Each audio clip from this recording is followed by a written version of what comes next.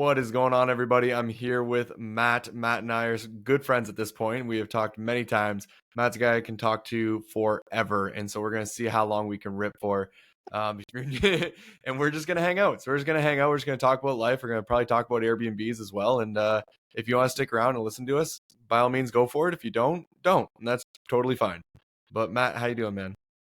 I'm good, man. I'm good. It's been we're just coming out of our two best months ever. Obviously the summer season here in Michigan is primo. The best.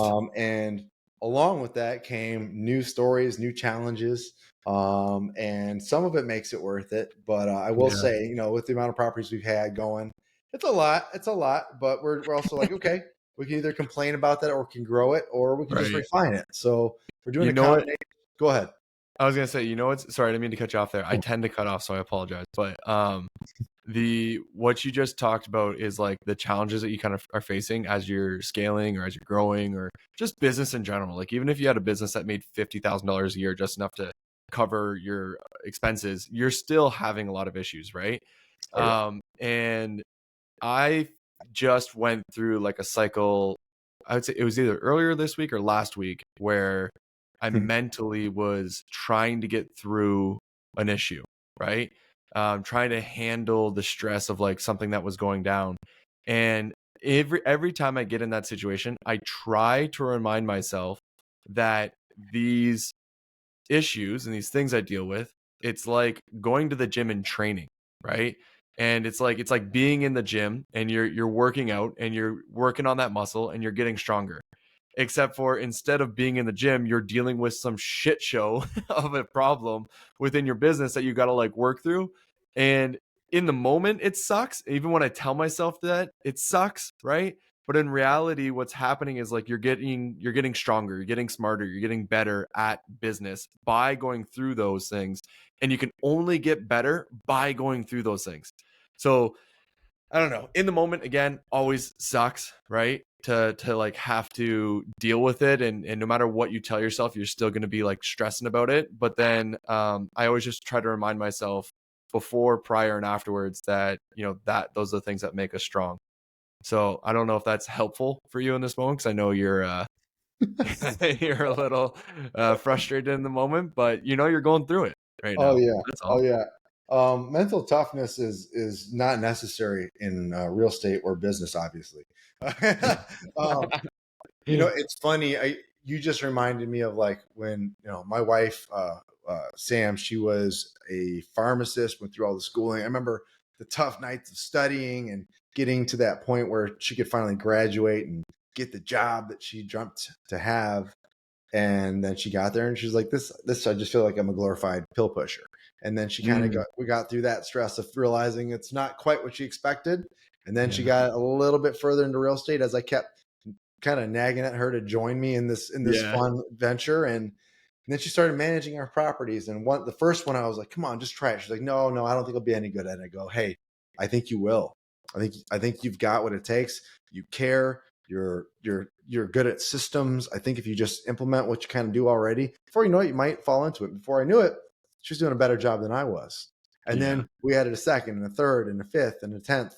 And each time she said, no, I can't. It's already too much. And I remember I think 2 years ago, actually almost 3 years ago now. Wow.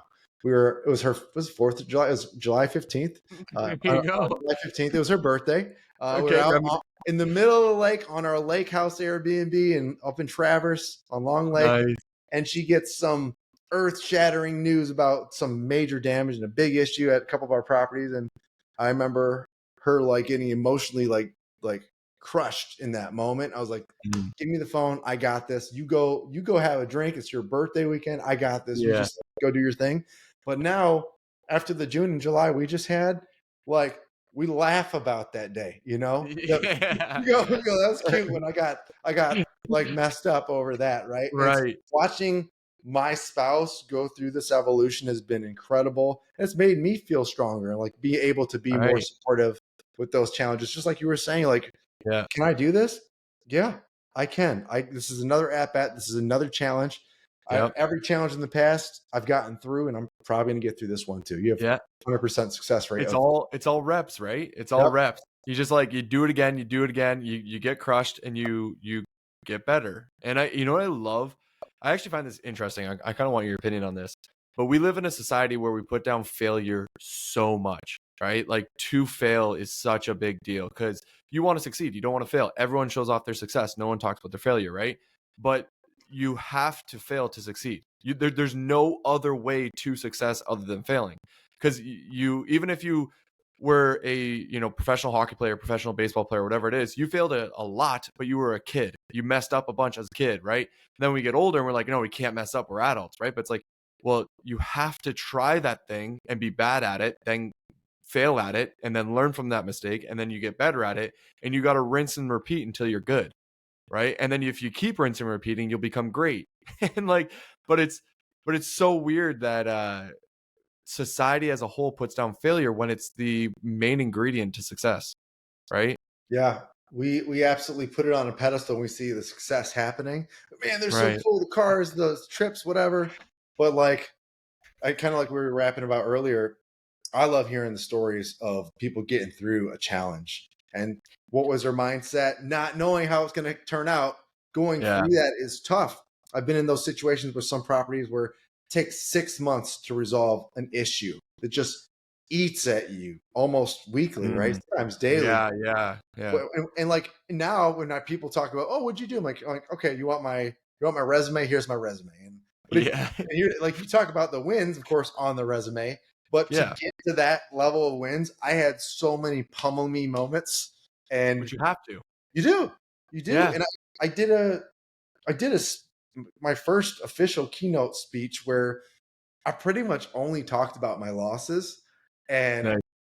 people freaking loved it. And I was like, I don't know, like the head guy, Tony Stincato, he asked me last minute, he was like, hey, are you willing to do this in 2 weeks? And I said, I guess so. What do you want me to talk on? He goes, motivation. I was like, I don't talk about motivation. He was like, it's not, I talk about making money on Airbnbs and acquisition, how to be Yeah. smart about it, how to approach it differently. He goes, 40 minutes, take it or leave it. And I'm like, I'll take it. And so I was like, I Nice. don't know what's more motivating than hearing people getting up after getting just jacked in the Knocked out. face. That's the boxing story, right? They always That they is the get they boxing get story. knocked down, they get back up, and they win. Like that's the greatest way to win in boxing is to first get knocked down, right? Yeah. Because everyone loves that underdog story. Oh yeah. I'm not surprised. I'm not surprised that he asked you to talk about motivation because when you just talk, you're always excited, and so That's like true. because you're always excited, right? Like you're always kind of in like this good mood. You're kind of giddy when you just like are having a general conversation.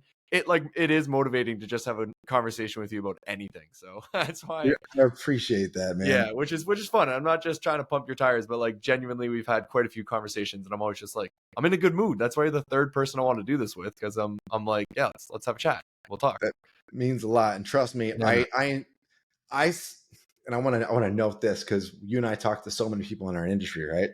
Right. There's some people, when you talk about properties, you feel this depth of thought into every little detail that they're seeing and communicating. And Mm. that's always how I feel about with you. I feel like I'm communicating with somebody that still like is teaching me things, and I get excited about that because I feel like we got a little shallow with how we're going about like identifying things and discussing it. And I know you and I have come to love getting granular and really like Yeah. reinventing a situation. And that's what gets me excited about talking to you. You're Yeah. always Well, you know what? positive, you're always looking out for cool things, and you're so creative. And I don't think you really give yourself credit for how creative you really are. You're I intelligent. actually want to what do you mean by that? So I'm not fishing for a compliment here. I'm genuinely curious when you say that I'm creative, what have I done that is creative? We're reel this in real quick. Come on. Pump my tires. Come on. How do you because I've thought about this.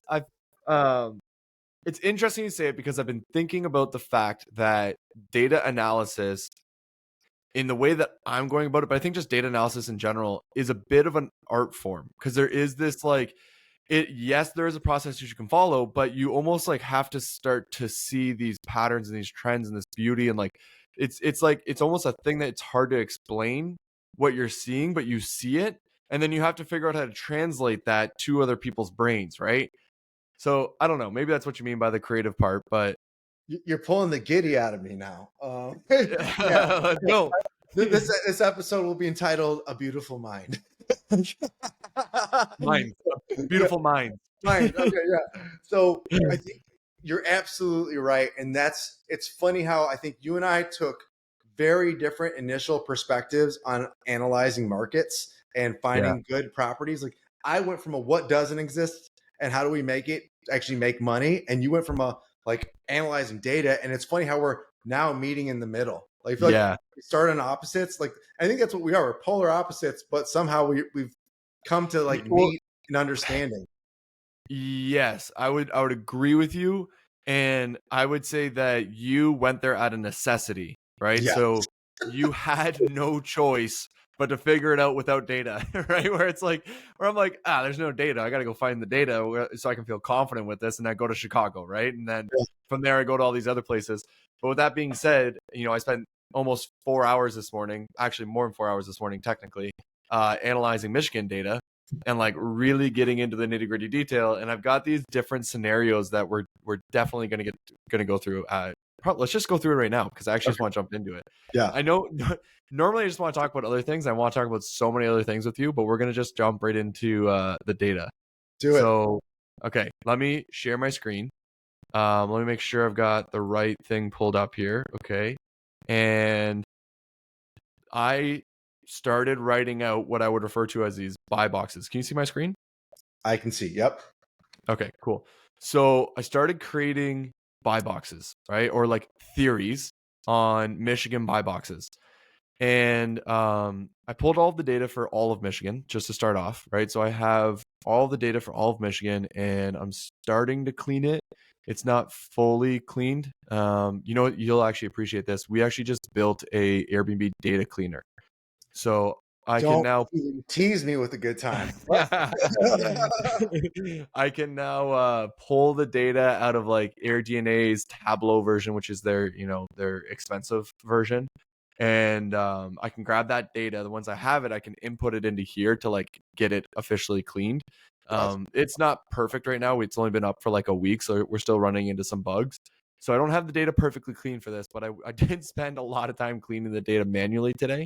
Um, and we're gonna go through it. So what did I want to tell you? Where do I want to start with this? Because I pulled all the 4 bedroom, 5 bedroom, 6 bedroom, 4 bedroom all the way up to 11 bedroom, right? So I got all of the bedroom counts. It's all of Michigan. I have pools, non-pools. I've got it all in here, right? And then what I did because the data cleaner wasn't working is I started with the 4 bedroom data. So I went through the 4 bedroom data and just went one by one and made sure I was actually looking at good, useful data, right? And then as I was going through, I started to mark off some things which I refer to as green, which just means that's a really good listing in the way that it's put together relative to the type of property. So, in other words, let me just show you an example. So, it would be, I think this one is an example. Um, yeah, perfect. So it's not a luxury home, but it's a really well done listing that's performing well, right? That's my sweet spot. Like that's the stuff that I drool over when I see it because this is not a luxury home, even remotely, nor is it in a luxury location, right? But you can see clearly it's done extraordinarily well, really well put together, and so they're maximizing their revenue potential, and that's what I always look for. Mind you, they could have amped up the game room, this yard here. There's quite a few things they could have done. Even the orders of the photos definitely could have been done, but they're very close to maximizing their potential, right? And they're doing 142. I looked up this property; it sold for like 300 in 2022, and now That it's was worth about 500. Pardon? I thought Commerce had a ban. Okay. They Um, might. I mean, everyone. I mean, so many people do things illegally, right? that's true. Anyways, let's go through my different theories here, and I'm actually going to walk you through them one by one. Is there anything you want to say before I go through this? Because I'm in a bit of a rant right now. No, I hold on. All right. Regarding the bullet points here, I'm trying to read it. Bunch of small. So I'll walk you through it. I'll walk you through it. Yeah. So let's start with the first one. So the very first one is that there's a bunch of small lakes outside of Detroit. Okay, and I'll show you exactly what I'm referring to there.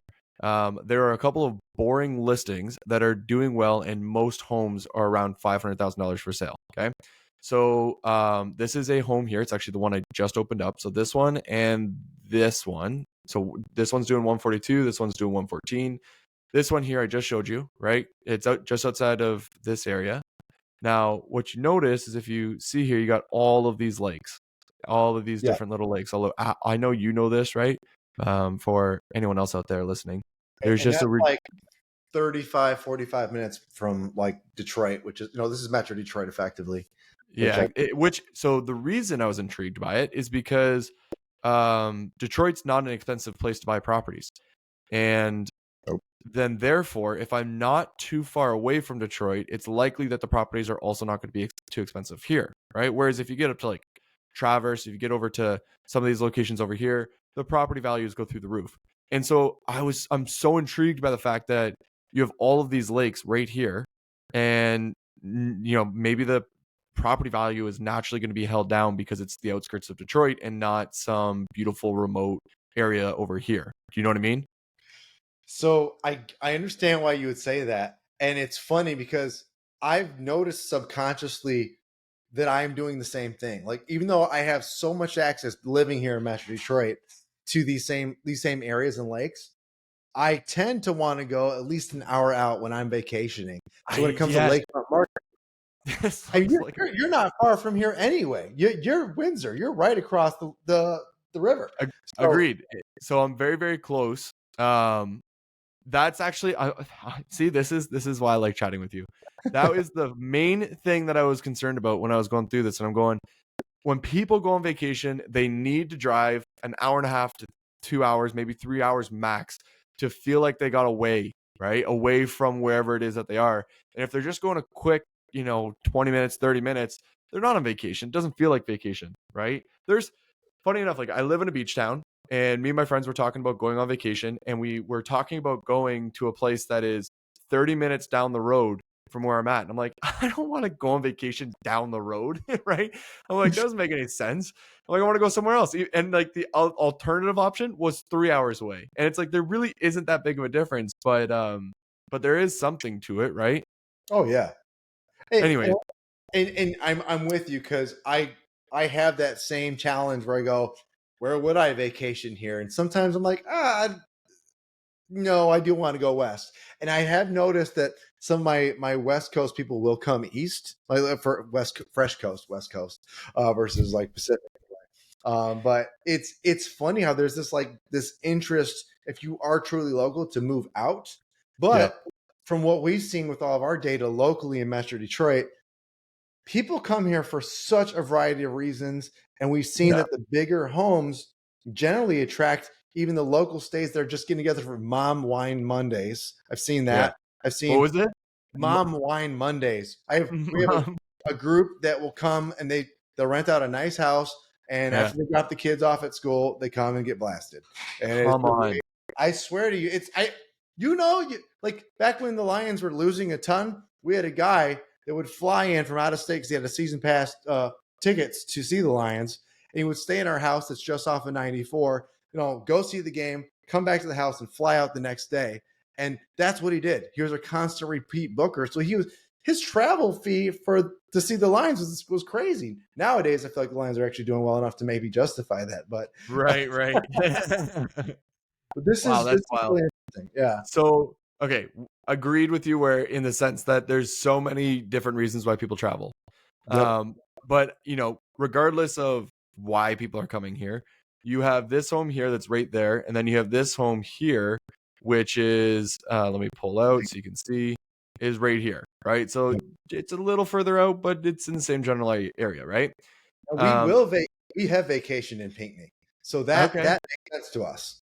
okay. Well, take it like the other thing to keep in mind here too is that people will come from the other side. So there's a Detroit group, but then there's also the Lansing, the Grand Rapids, the over here, the Canadians, right?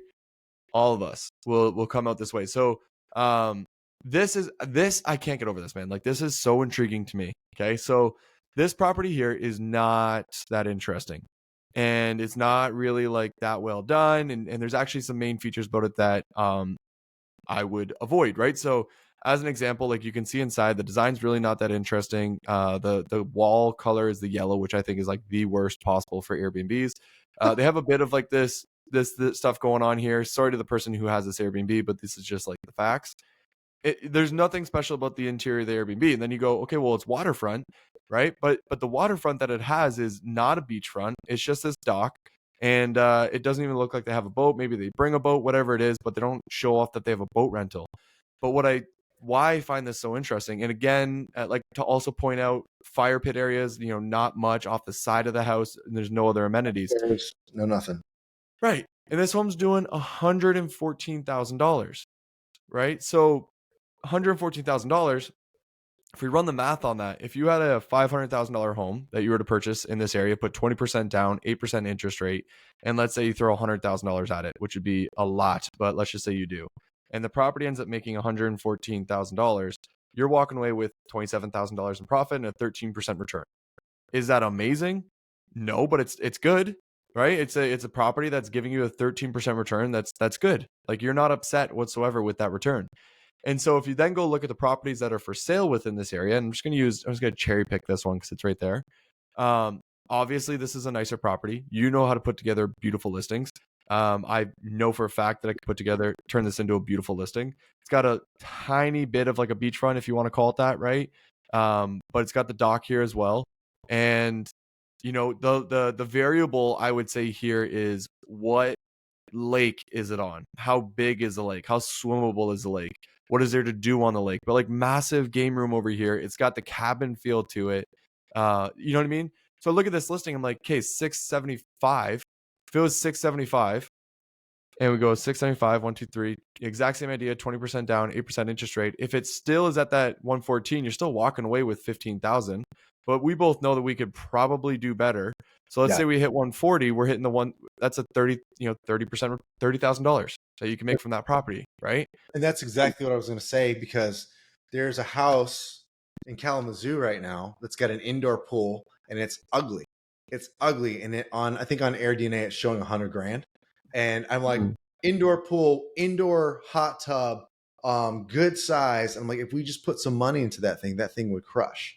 So when I see these, like you use the example of the 114 with unprofessional photos, forgettable design, kind of, I didn't read the reviews. I always like to read the reviews and see kind of what that feedback has been. But you're right. Sure, they don't advertise the pontoon. There's a lot of things that could be improved, even if we did buy that. And that's the same thought I have with this house. I was just kind of, there it is. There it is. The beautiful blue one. Like this one here? Yep. That's for sale right now. Yeah, I know. We've talked about this one. Yep. We can discuss this on here as well if we want to. But so, yeah, I agree with what you're saying. Is like, there's a lot of missed opportunity. Of course, property's going to make more, right? But the main concept I think that I'm trying to get across here, because like when I do this, it's not about, can the property make more?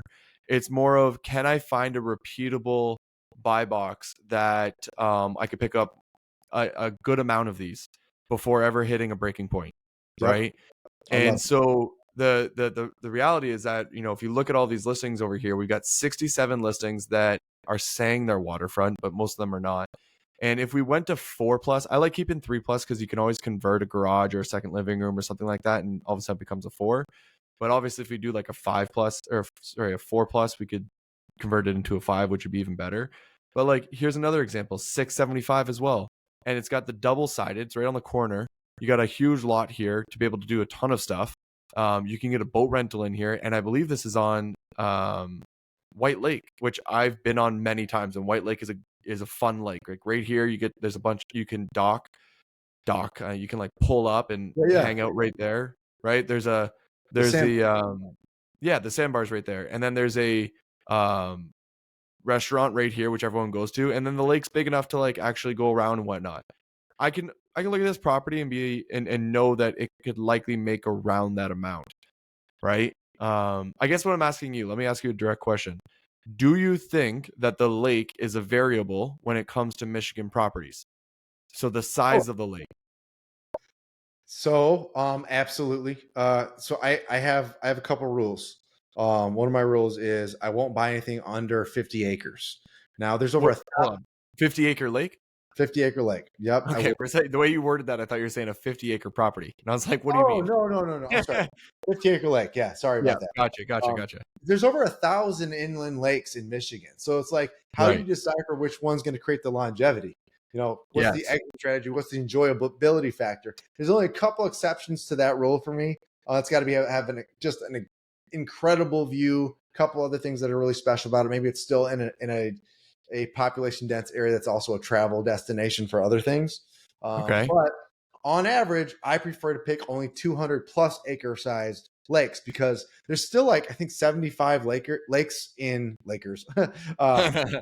Yeah, I guess there's 75 Lakers that are 200 plus in size. So I Okay. think that when it comes down to it, I want to always be a top 50 or top whatever of whatever I'm buying because when you have 1,000 lakes, that Yeah, there if you 50x that's how many houses there probably are. And of that, like how do you pick a property that will truly have the longevity? So I'm that's always a looking at really that's a really good point. Sorry, finish your thought, and then I'll respond to it. yeah, yeah. I'm basically whenever I'm buying, I'm always thinking about what is my long-term strategy because in the event like I always talk about the difference between saturation of quantity and saturation of quality. Like I don't care if there's a bunch of quantity of Airbnbs around me. I don't care because I know I out of 100 I'm probably top, right? And that's if I'm Yeah, number one out of 100, I'm good with that. But once saturation of quality becomes a factor, and there's 30 houses that are beautiful on the same lake, how do you differentiate? How do yeah, you continue to monopolize that market? And I think that right. that's the thing that people need to pay attention to. So We could go deeper on that, but I don't want to because I do have my don't, 2 cents on don't do it. that, which is the saturation of that area, and like there's so many variables to it. But I do get what you're saying. Take a look at this like right here. So big school lot lake, little school lot lake. These are how would you figure out how big they are? Do you have a way of going about that? The quick and fast is you just go to Google, you type in the lake name and the city, you say lake size acreage, and that almost always brings it up, especially if it's a 200 plus acre lake. Most of the times you'll get the answer if it's 50 plus. Under 50, there's only a couple other ways to look that up. Big. So big. So I put in the lake name. Then what do I put in? The city it's in, because sometimes the same lake exists in multiple cities and townships. The same lake Gotcha. name. There's like 15 Long Lakes, which is very confusing. Okay. Um, and so I'll go Holly, Michigan, and then what's the last part of it? Um, Lakes. um, acre lake or put in size, lake size, or size is fine. I'm sorry, it's a little blurry on my end. No worries, that's fine. Lakes by size. So if it doesn't show up, then it's probably It should. big. Big other is 23. Okay, Did I miss it? if I'm seeing that correct. 23 acres. Okay, I'm squinting pretty hard. No worries. Yeah, yeah, yeah. I see it. Okay, 23 acres. So way too small. So let's go White Lake. Um, yeah, it's Michigan size. Oops. I'm glad he asked you this because okay, so 540 acres. I I, There we go. I personally love anything north of 500. That's Ooh, when okay. it's almost always a sports lake, an all sports lake, and at that point you can usually have some fun. It's well known. I think you got a lot of longevity in that. I, I don't quote me on this, but I think there's like maybe 40 or so that are about 500 plus. So Okay. you're getting down to a more narrow, more like ideal lake size. Okay. That's see, this is why we want to chat through this, right? Absolutely. Um now this is so the reason we're spending so much time or I'm spending so much time asking about lakes is because when I pull out all these 4 bedrooms and we got the one that's doing 248. This is we've looked at this one together before, which is the Shelby Township one. It's This this one. beautiful indoor pool, right? Can you see that there? Yep. Yep. Yep. Yeah, so I don't care to study that one just because it's so like a one-off scenario Mm-hmm. that if you did go for that, you're just kind of relying on that one piece of data. At least for 4 bedrooms specifically, we can get deeper into that in just a minute because I know that that's a whole category on its own, which I'm going to put in here.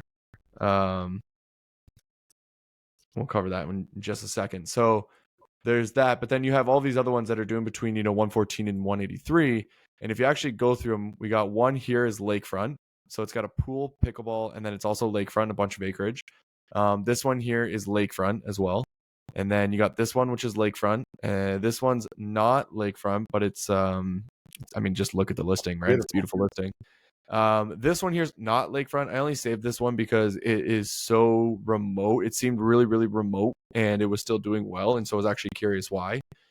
This one's lakefront, the mirrors. I actually have never heard of the mirrors before, and it is so cool. It looks like there's one part of the country where there's a lot of dunes. I can't remember where it is. I think it's one of the Carolinas. But this felt like that. And then this one is not when that was for sale, I so regret not buying that one. I remember seeing that one. I was like, I should buy this. This house right here that I'm looking at. The Dunes one. Oh, when it the was Dunes one. I was like, I know I should buy this, and I didn't. Oh, you might have made a mistake there. They didn't put it together very well though, which is super frustrating. So that's a whole other conversation we can go down. And then we have another lakefront one here, right? So like the whole idea with Michigan, it's not saying this is just the one buy box that we're viewing right now, and I'm getting your 2 cents on. But there's so many properties that are lakefront that are just performing better than most. Like if you were to take an average of the number of top performing properties and how many of them are on lakes, the ratio would be in favor of being on the lake. Oh, absolutely. Right? Yeah. Absolutely. So now, mind you, what you just said is a great take where it's like, yeah, there's 1,000 lakes, and then you can get about 50 properties per lake, and then you just times those two, and you have a crazy amount of Airbnbs or properties that could potentially be Airbnbs. So then how do you differentiate between the properties that you're on in comparison, or the water you're on in comparison to the water that everyone else would be on, right? So like the type of waterfront that you get is as important, is what we're trying to get at. Is that right? So on top of the size, some lakes can have PFAS, which is that cancerous chemical. So you got to keep in mind for the health and quality of the water of some of these as well. What river system it was. How do you spell PFAS? PFAS. It's an acronym. It's Gotcha. like the coating that was on the Teflon. Oh yeah, yeah, and it's a forever chemical. It's the forever chemical. Yeah, and there's a couple spills from military things. I think one, there might be both military. One's definitely military, and that's near kind of the Oscoda area. I think it's Van Etten Lake has had that issue, and that's because there's some beautiful houses for sale. People go, Matt, can I buy this? I go, you can, but I need to let you know this could be an issue, and I don't want you to buy this and have that issue. And that becomes a challenge. But then there's also invasive species of algae and is it so where would you go to figure that one out? Clams. I'm sorry. Sorry, I didn't mean to cut you off. Where would you go to figure that one out? How would you learn about the quality of the water for the lake you're about to go into? I don't know that I have a clean and beautiful way for coming up with that, other than just Google searching risks, health issues related. I actually just put everything in Google. Like I go, is there anything article wise? Because typically, if it's a well known enough, there will be an article about it. But even when there is an article, that might be a dated article where they have since remedied it. So sometimes at that point, I call the township and I go, hey, I saw this at one point on an article online. Is this still the case? Has this been resolved? Because there's a water thing going on in Bel Air, Michigan. And I reached out to one of my Airbnb clients. I said, hey, I know you bought this here. What's your take on this? Are you having any issues? And they're like, absolutely not. We didn't even know about it. And now that we've checked, we're not worried about a thing. And I was like, okay. So it didn't affect everybody in Bel Air. But if you kind of just go with generic information, you could eliminate yourself from a very good market to invest in by not investigating further. Like some people just take it as, oh, it's like when you get that. I don't know if you saw, but Airbnb had that article that was like worst places for longevity to invest. And they're like Michigan West Coast. I was like, get out of here. Like, what was the reasoning for that again? They were talking about feeder cities. And listen, from the strict point of feeder cities, I would not disagree. But so it's essentially saying that, just to define that, is like a larger city that has people that are going to these markets, right?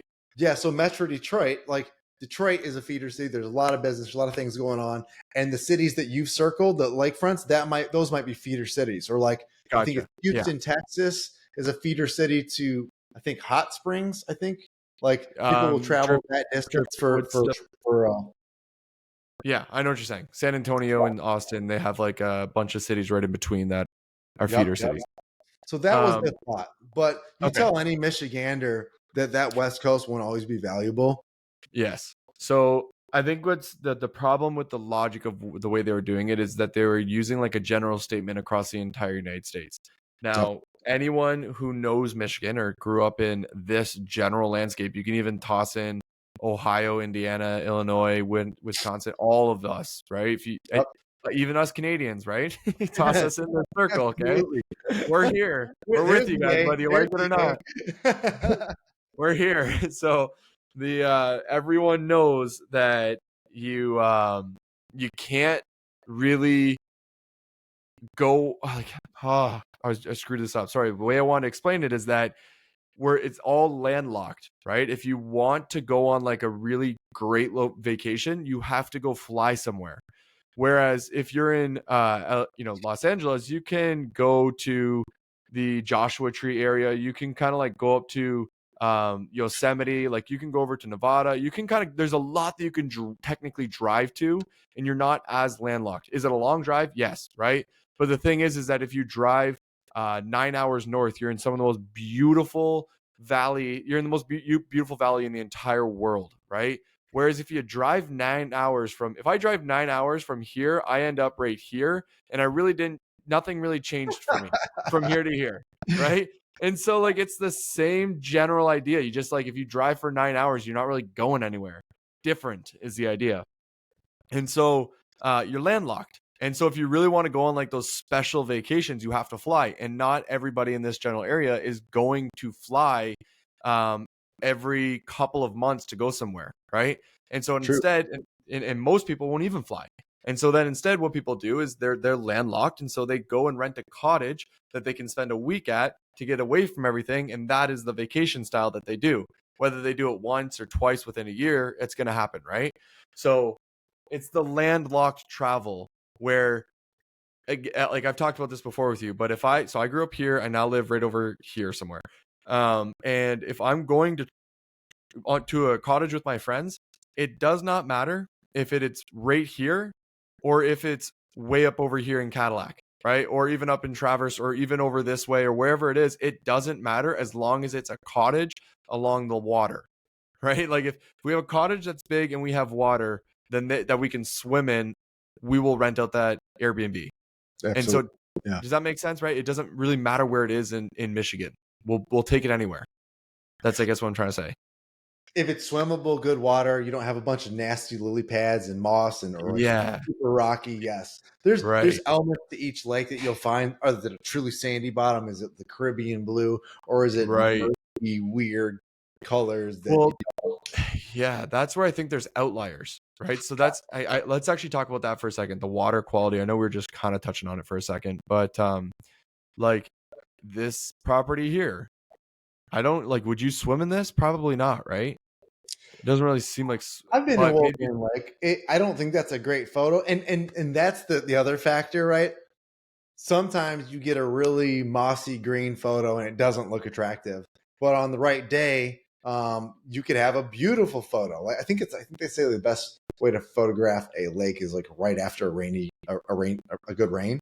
Um, hmm, but there's things about Wolverine Lake that people will get into, and there's some really I would call ugly lakes in Michigan that yeah. people go to because that's where it is. And even St. Clair Shores, Lake St. Clair, uh, it's a huge lake, and there's something called Muscatmoot Bay, and that's where a lot of people go to hang out and have like do their summer day drinking.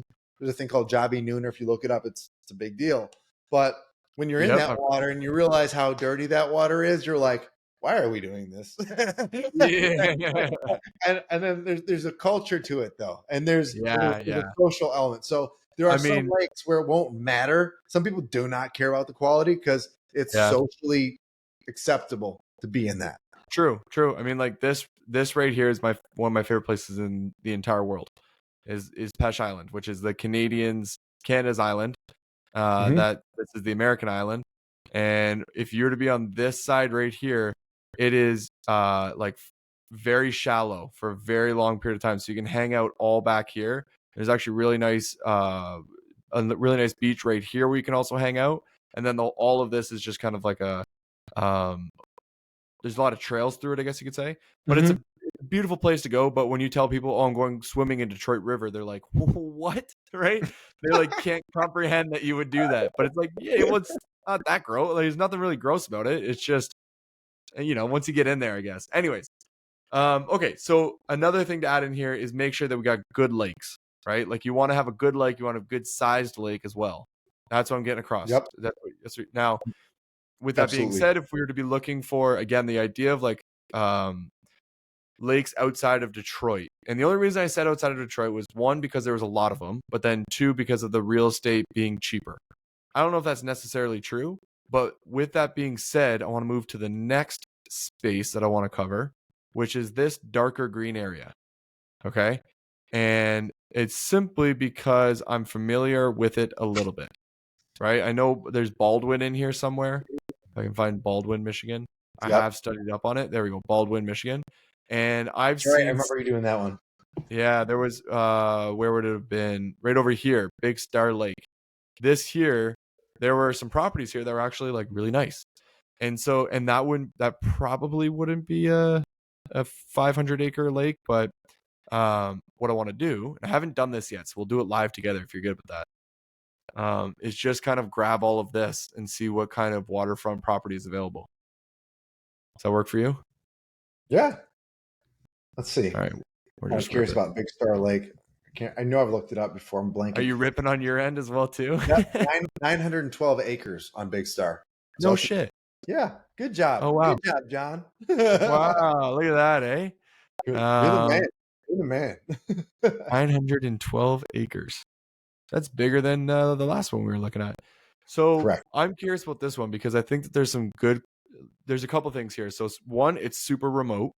So I know, I mean, this is the exact reason why we were kind of concerned about these lakes here, because it's not that far away from Detroit. Mhm. And so then instead you can get all the way over here. It's probably what, like a 3.5 hour drive to get all the way over here from Detroit, or Grand Rapids is about 2.5 for me. So I'd say probably just under 3 to 3.5. Yeah, that's probably yeah, fair. okay. So that's the idea there. Now let's look at the biggest. I always like going lot size. That's my favorite way to look at these properties. The bigger lots, the more opportunity. Um, and we've Absolutely. we've still got the waterfront on there. And so, you know what? I'm actually going to change it to homes for you because it's going to show me better waterfront properties right off the bat.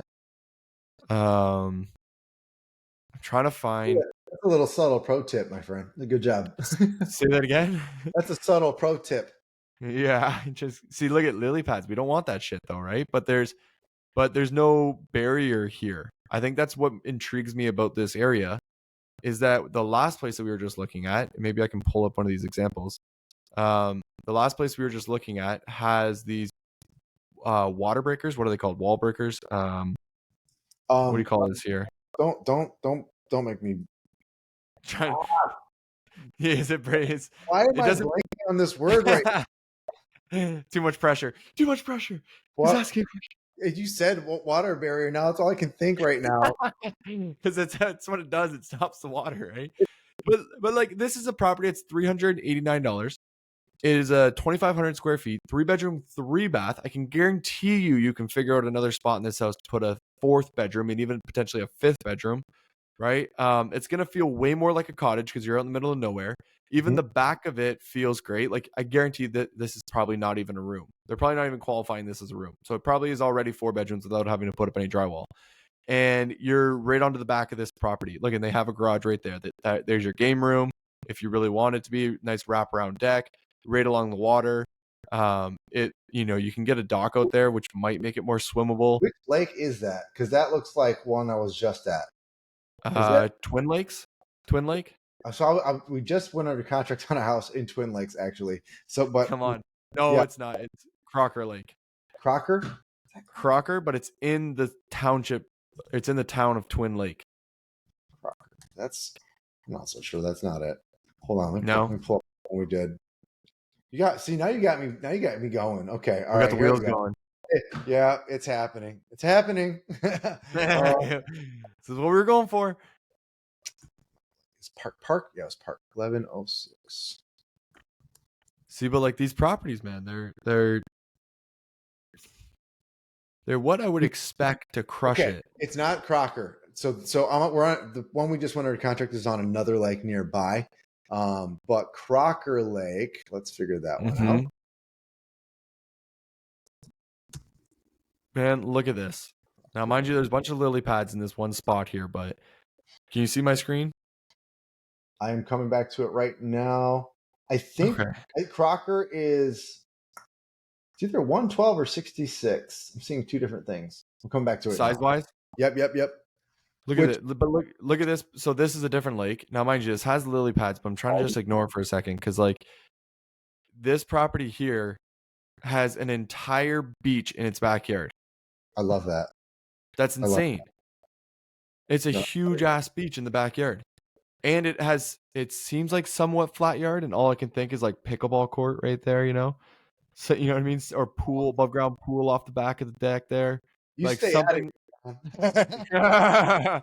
We're coming. Look at this lake. I know. It's happening. It's happening. Good for you. Oh my God, look at the lake. Look at how much beachfront there is. I've never seen this. That's gorgeous. I love that. This is we're in Baldwin. Wow. All right. Well, let me hyper focus in on this lake for a second so I can study it inside and out. Okay, we're over here. No other properties for sale though. Oh, it's Big Star. Again. Go figure. Go figure. I mean, but 600,000. See, the problem is that I haven't come across a property that's doing like the big numbers in one of those in that general area. Yeah. So this is where I'm like, this is where the data and the theory, it's like, well, okay, well, we need data to back this up, right? But if you don't have it, what are you going to do? You know what I'm trying to say? Yeah, I'm going to take the risk. I see, and that's the crux point, right? Some people go, I don't have the data. I go, I do have the data. I have the data that says I can hit this if I create an asset similar to this. But if I exceed that, which I already know I'm going to do, if that's still my bottom threshold now, then I'm okay with that. That's a risk I'm willing to accept. And historically, which makes sense. Like you guys were kind enough to do that one house that I missed by a day, I think. The one in Grayling. Yeah, dude. When I checked the email and I saw that you missed it, and I was like, why the hell did he not put an offer on this property 4 weeks ago? I'm like, you showed me it so long ago. I was trying to wrap up a flip, man. I was like, we're supposed to close. Actually, this week we're supposed to close. But okay, I was so confused by that one. I know. It's funny you say that. Trust me, I kind of was like, man, I should have just done it. But yeah, but I get it. If you don't have the funds in the back pocket, you want to take a second, right? I was this close. I had somebody that wanted to partner with me on it. I was like, you know what? I think I'm going to pull that trigger. And then once I started talking about that, I'm like, if he comes in confirming what I think I've already confirmed, I'm doing it. And sure enough, he confirmed it. Yeah, confirmed it. Appreciate it. Dan's awesome, eh? He's great. It's funny because we had it wasn't a perfect match, but I didn't expect it to be. I just wanted to make sure we were both seeing the same things and there was overlap. And once I saw there was overlap on what he said and what I said, I was like, okay, we're seeing different things, but I also know that I can be more aggressive because I'm very comfortable with my market. And I've seen things happen here that the data cannot show because I'm going to create that data. Are you okay if I pull up that one right now? Sure. Okay. Let me pull it up and go through it. I'm going to stop sharing for a second because I'm going to show some clients' data and I don't want to show that. No, it's just people's information. Oh, yeah. I don't you know what I mean? Like other clients and I totally know. Yeah. Okay. I was like, no, I'm not trying to screw anyone over here. You guys calling me out, man. No, of course. What's your I'll pull it up real quick. No, hold on. Corning. You got it? Corning. It was on Corning. Oh, I got it. I think it still shows active. It's not, but no, it's fine. I got sorry, I actually went the wrong way to do this. Okay, cool. Classic. What'd you say? Classic. Yeah, oh yeah. All right, so this is was it an optimization that you got done or an air valuation? Ooh, I I swear think you it was did an fair value. optimization. Did I do it Sorry, say wrong? again. You gave me I don't know what you call it. I thought it was evaluation, an Yeah. assumption on like what you think the data what it could produce. Yeah, that's what I thought too. But Okay. for some reason, when I open up the report, it's opening up. Oh, he sent you the wrong thing, and he told me that you reached out to him. So do you have it on your end? Can you share it with me? I don't remember if he sent me the right one. No, he said Dan. Yeah, Dan. Dan. Oh wait, you know what? I could probably grab it. I got it in here somewhere, man. I'm telling you, it exists. We just gotta pull it up. This might. He did send me the correct report. I just have not looked at it since. I have it now. I can forward it to you if you want. Yeah, just throw my email in there.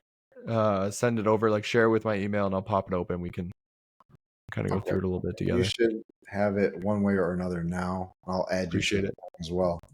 Are you doing my STR search email? Yep. Cool. Okay.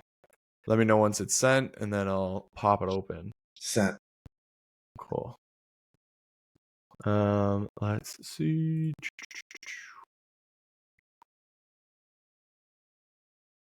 waiting for it to come over. Still hasn't come through. You sure you sent it over, man? What's going on here? Come on.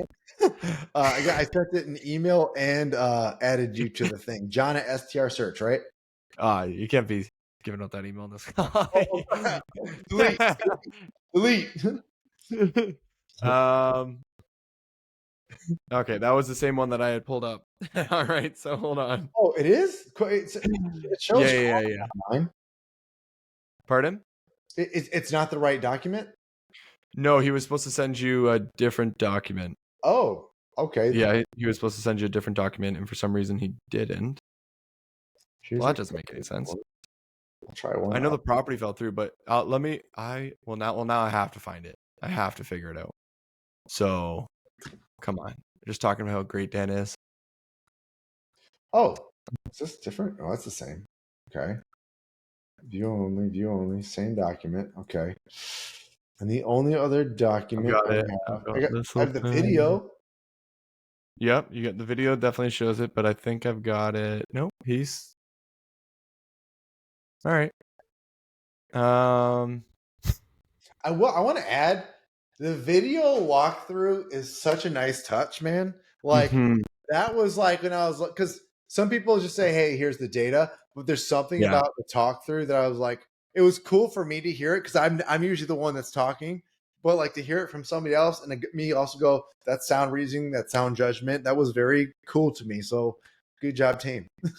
Yeah, that is like that's the best part about it, right?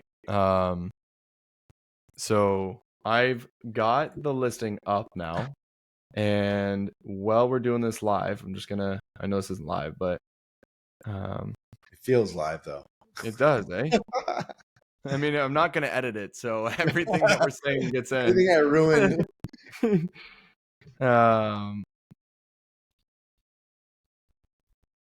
Okay, cool. So I've got it here, but wasn't how I wanted to get it, but it's all right. We're good.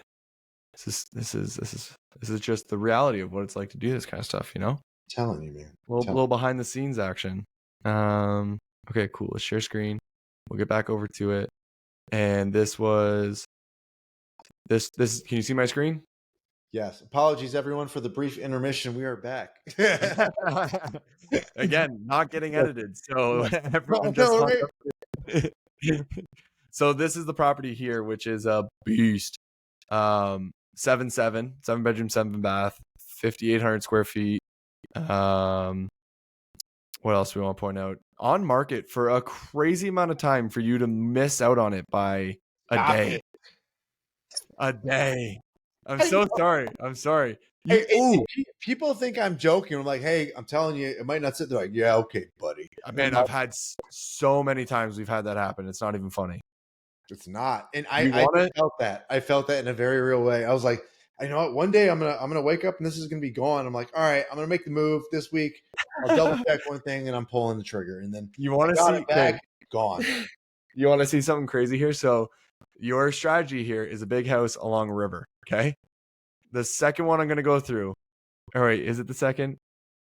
Big house outside the beach towns? No. Lakes in the middle. properties with pools, lakefront properties in the middle of nowhere and small. Oh shit! I didn't put it in here. I spent so much time going through this morning that I'm surprised I didn't put that down as one of my buy boxes. Let me find this for you real quick before we get too deep into this. So this property here, okay, I'm gonna have to add this to the buy box. But this property here, I am so intrigued by. So Niles confuses me how it works.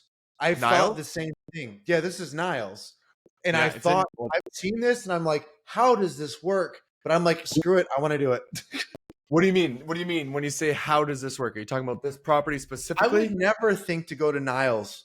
It just doesn't. There's nothing to me that makes me go, I want to go vacation in Niles. But this, They're not. They're not going to Niles. They're going here, right? I know what you're saying. I know what you're saying. yeah, they're going to the. Yeah, this is the property draw conversation. That's what we're Right. talking. Yes, agree. Yeah. So there's no one going, oh, I can't wait to go to Niles on vacation. Then instead, really what they're doing is like, damn, I can get and they will come. Yeah, I can get a pickleball court, I can get a pool, I can get riverfront, I can get all of that, and it's gonna be 16 plus guests. Holy hell, right? Because this property is again another one of these not well done interior properties. Well done on the dining room with the amount of seating. A lot of people suck at that, but that's good to see. A lot of beds. Yeah. I mean, I've been guilty too. So, but this is what they're doing, right? They got basketball, they got pickleball court, they got the pool, they got all the lounging, they got the hot tub, ton of area over here. The fire pit. I don't know why they screwed up on this fire pit so hard, but they did. That's beautiful. That's awesome. It's a built-in retaining wall. And to the owner, listen, you did a lot of things great. At the end of the day, you're the one laughing on the way to the bank. So this is true. Constructive feedback. I hope you take it and you go double down, my friend. Well done. Yes. Yeah. Sorry. I can be quite mean when I'm going through this stuff because I know people put a lot of work into it, but it's tough love, So, but they're making 183 with this property. Okay. Oh, yeah. But they have this huge backyard over here, which I love. I love this right here. Like the property sits up there, then you kind of have to go through something here to get to like this lower level. And then this appears to be the lower level. I'm probably getting this wrong. Looks like you got to come down over here. Huge open area down there. And then they have a huge open area up at the front too, which is super interesting. I don't really get that. And then it leads out to the lake, to the river. And this property is just a massive property. Like this is the back half, I guess, of the property and what you're looking out at. Let me ask you, does that extra visually, does the size of that lot, the big run, the football field, if you will, does that add value when you see it? I think so. I 100% believe so. It is. I deleted the live stream, but I have it recorded somewhere else. If you want to watch me go through this for 4 hours, it was the thing I was looking for like an hour because one is seclusion. There is a factor. Seclusion is a revenue driver without a doubt, right? And so you see this property right here. This isn't exciting. I don't want to bring my 16 people to be like great neighbors with this guy. Like I'll do it, right? But that other one is going to be far more interesting because it's secluded for one, but there's something to land when you just have land, right? I have a bit of land in my backyard and I absolutely fucking love it, right? There's not much going on back there, but I love it. You can walk around, you feel more free. It's just like there's a part that connects you with nature to it as well. It's hard to explain. Is that making sense? Do you think it makes a difference? I see you in the morning with your coffee walking around like, this is my land. I own this land. Please. Yeah, I love that. I'll be honest though, land is addictive. I want so much more land on my next house. It's not even, I got 0.68 of an acre right now, and I want as much as I can possibly get on my next one. Okay, Bill Gates. Okay. I see why Bill buys so much. Yep. But anyways, so the whole thing that I want to get across here is that in this morning went, okay, maybe this is a buy box. Maybe you get a big house with a bunch of land on a river. And maybe, like the river, ideally, you can kayak on, maybe you can boat on, maybe you can swim in it a little bit, maybe like whatever, right? But it's waterfront, and riverfront is so much cheaper than lakefront, right? So I went through all of the homes that were on this river to try and I followed the river trying to find one, which we could do right now if you wanted to. What are your thoughts on that? So, you're 100% correct. And the thing that I've noticed about rivers is you get mass appeal from the fishermen. Fishermen love Yeah. these. They're like, "Oh, river? Psst, sign me up." They go there. They can't wait. In fact, one of my best friends, his dad's he's a big fisher, and he's out of Indiana. But he was like, "Matt, you got any Airbnbs on the rivers? My dad would love to come stay at one of yours and like be on the river." And I was like, "I don't, and I'm gonna go buy one for your dad because he's going through some because his dad's awesome, but he's we got limited time with Yeah. him, unfortunately. So I'm trying to. I'm probably not gonna make it in time, but anyway, sad story. Sorry. Gotcha. Gotcha. There goes the vibe. Yeah. Yeah. Um, I think that this really could be. Here's the other thing about why I like that area. There's well-known golf resorts nearby, and Mm. I think when you pair that with the golfing, the fishing, you're not too far from snowboarding, skiing either. So it's like there's just all these factors that I was like, I think I should do this, and I'm kind of kicking myself for not. So Well, they have the closing on August 1st. So I'm going to be checking in this week and going, these hey, guys here you're talking about? yeah, Yeah. market So this is, pending. I mean, this is what you did, right? Like, sorry, I kind of went on a little tangent there for a bit, but you found a property that was along a river, and it was a big house, right? Big house along the river, Yep. and that's the theory that you went with. If I get a big house along the river, now is there also an indoor pool with this one? No. So one of the things I was going to try is I think I was going to finally try the cowboy pool thing. Just do something light, put it next to the hot tub, so you have an option. And I was going to do the sauna. We finally added our first outdoor, like the barrel style sauna. Yeah, yeah, And yeah. what was wild is when we posted it, people went nuts. It has an indoor pool. It's our first golf sim. It's our first sauna ad. We added the hot tub. We added like a night in the string lights and the cool sitting for the bonfire area and all that. And the only thing I heard, we have a freaking indoor pool, big beautiful house on a golf course. Like, oh my god, that sauna. And I was like, God, that's nothing. That's That's nothing. All they wanted to talk about was the hilarious. sauna. And I was like, the That's not golf gym, the indoor pool, nothing. Man, we do we do outdoor bowling, and I tried to like veto outdoor bowling at one point because I was like, this seems so stupid. You got a bowl, then you got somebody else there picking up your pins. How many times are you gonna do this, right? And it's not like super cheap to do, so it takes a bit to do it, but it pulls people in like crazy. So it just makes so much sense to do. And I'm fully against saunas. I've said that when people go, do you want a hot tub or a sauna? I go, get a hot tub. Like, think about the way somebody uses a sauna compared to a hot tub. You're on vacation. You want to relax. You want to have drinks. You want to have a good time. You're not doing that in a sauna, right? Like, sure, you could relax in a sauna, but you're in there like dying for 20 minutes and then you get out, right? Yep. Anyways, this is so So I like this. we're the same vacationer, is what I'm hearing. Yes, yeah, we'll go on vacation one of these days. Bring it. Yeah, well, I'm sure we'll have a good time together one day, out on vacation. But what am I trying to get to? I'm curious. Do you know how flat the backyard is on this property? I do not think it's flat. I think it's great. It's a downward grade. That's the impression I got. I think it's particularly steep at the house, but I think after the house, it's one of these. That's what I think. Just keeps going, right? Yeah. So I actually I'm kind of glad you didn't go forward with the house for that reason. Yeah, look at it, it is steep all the way down. Mm-hmm. I think you would have shot yourself in the foot Why is that? if you did. The backyard is really important, right? Like very important. The reason this property is doing as well as it's doing is because it has a pool and a pickleball court. It has nothing to do with the interior, right? Okay. Yeah. It has something to do with the waterfront, but it's showing the waterfront on the 5th photo, not the first, second, third, or fourth, right? And so even though this property is a 7-bedroom, 7-bath, you would have been like, don't get me wrong, you would have been fine, right? Just based off the size of the property and the fact that it is a bit waterfront, and maybe people can, you get boats in there. I don't know, something along those lines. But I think you would have actually missed out on what you could have done with an entire flat backyard and the amenities that you could have had and the increase in revenue that you would have been able to get. I mean, you were just talking about the hot tub, the barrel sauna, the indoor pool, like all these amenities that you have that you're seeing drive revenue, and you really wouldn't have been able to do much with a backyard that slopes this hard.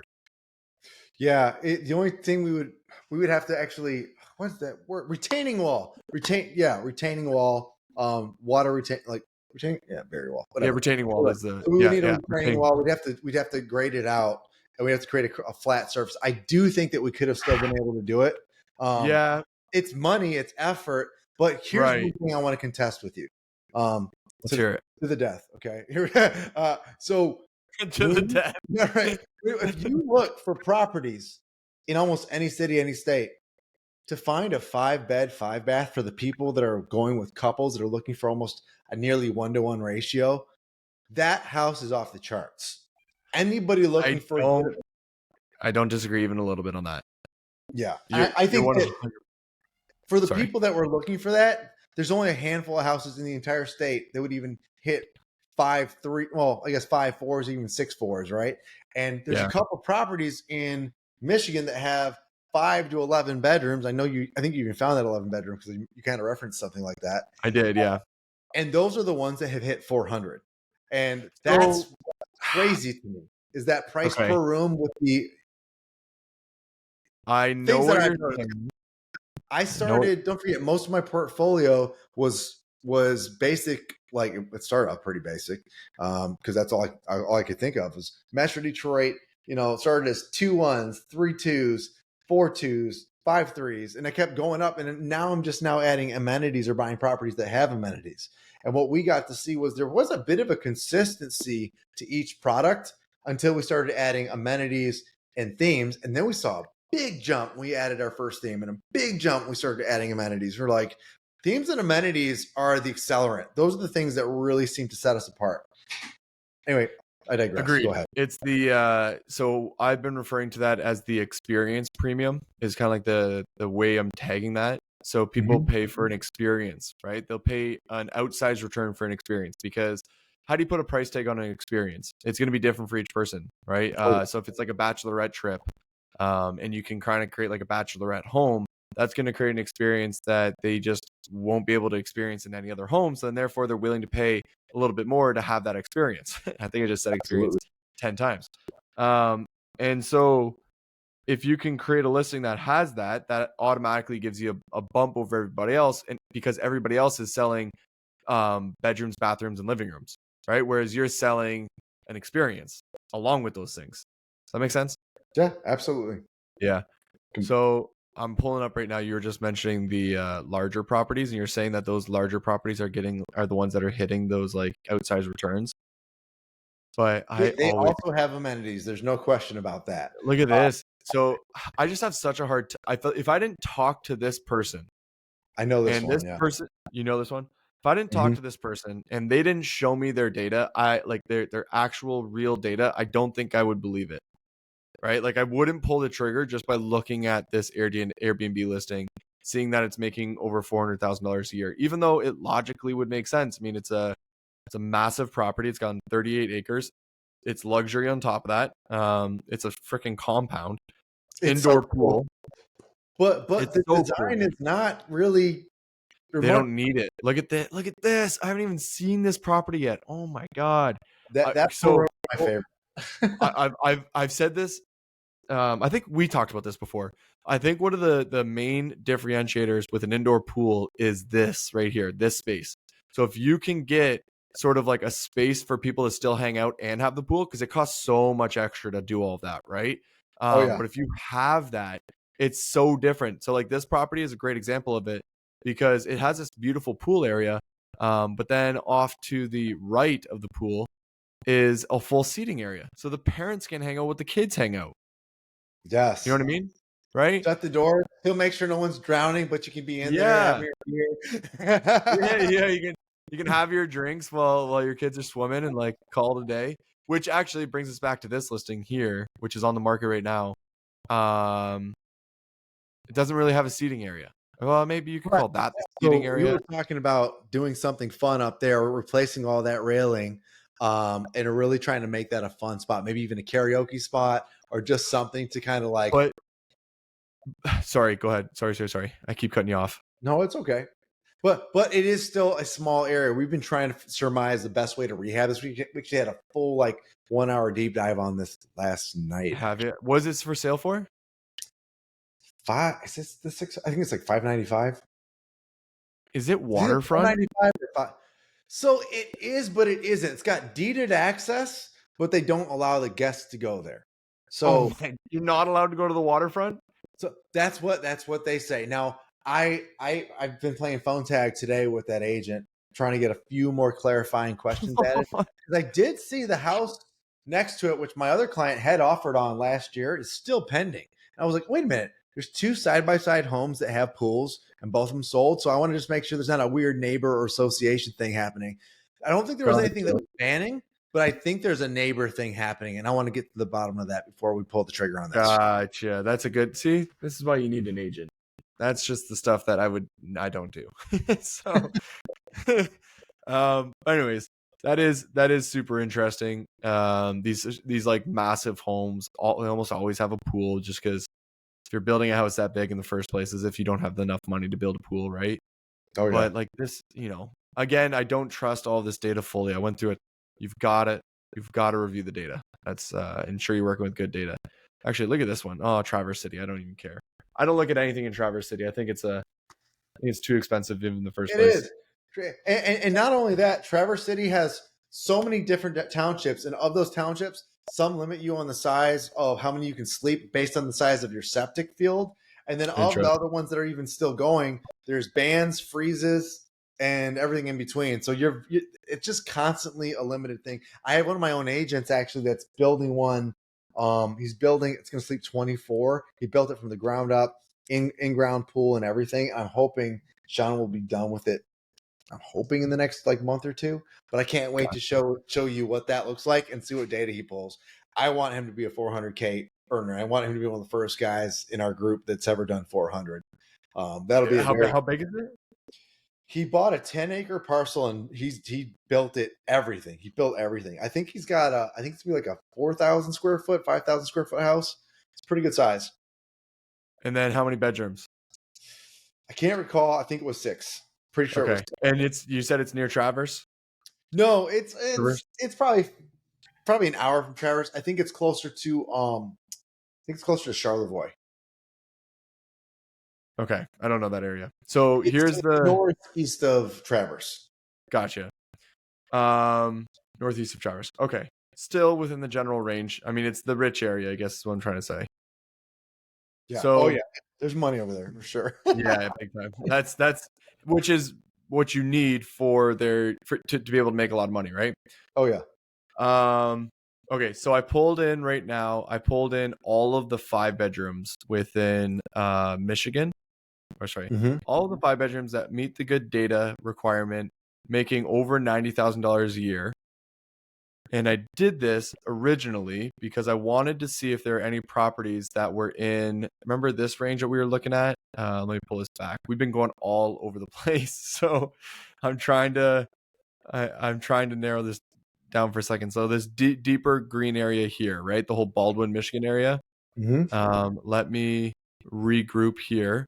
And the reason I did this with the 5 bedrooms was because none of the 4 bedrooms, at least the ones that I greened out, were in this general area. But then we have places like this one that we were looking at that have like full beaches off the back. And it seems like everybody has a beach. So my thought then became, right? So like everybody has a beach. So my thought then became, why don't I have data for here? Like what could I expect from these properties, right?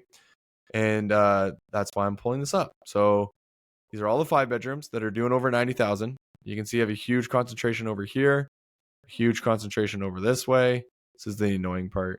Bunch up over there, and nothing in the general range here. Not a single property. What are your thoughts on that?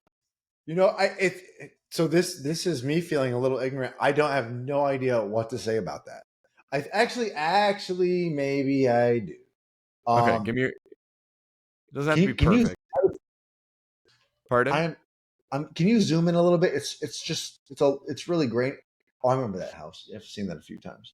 So we got the one in Cadillac, and that's Yeah. like right at the edge of that, right? And then Can you go more? Actually, zoom. Oh, shoot. I think it's just so. Sorry.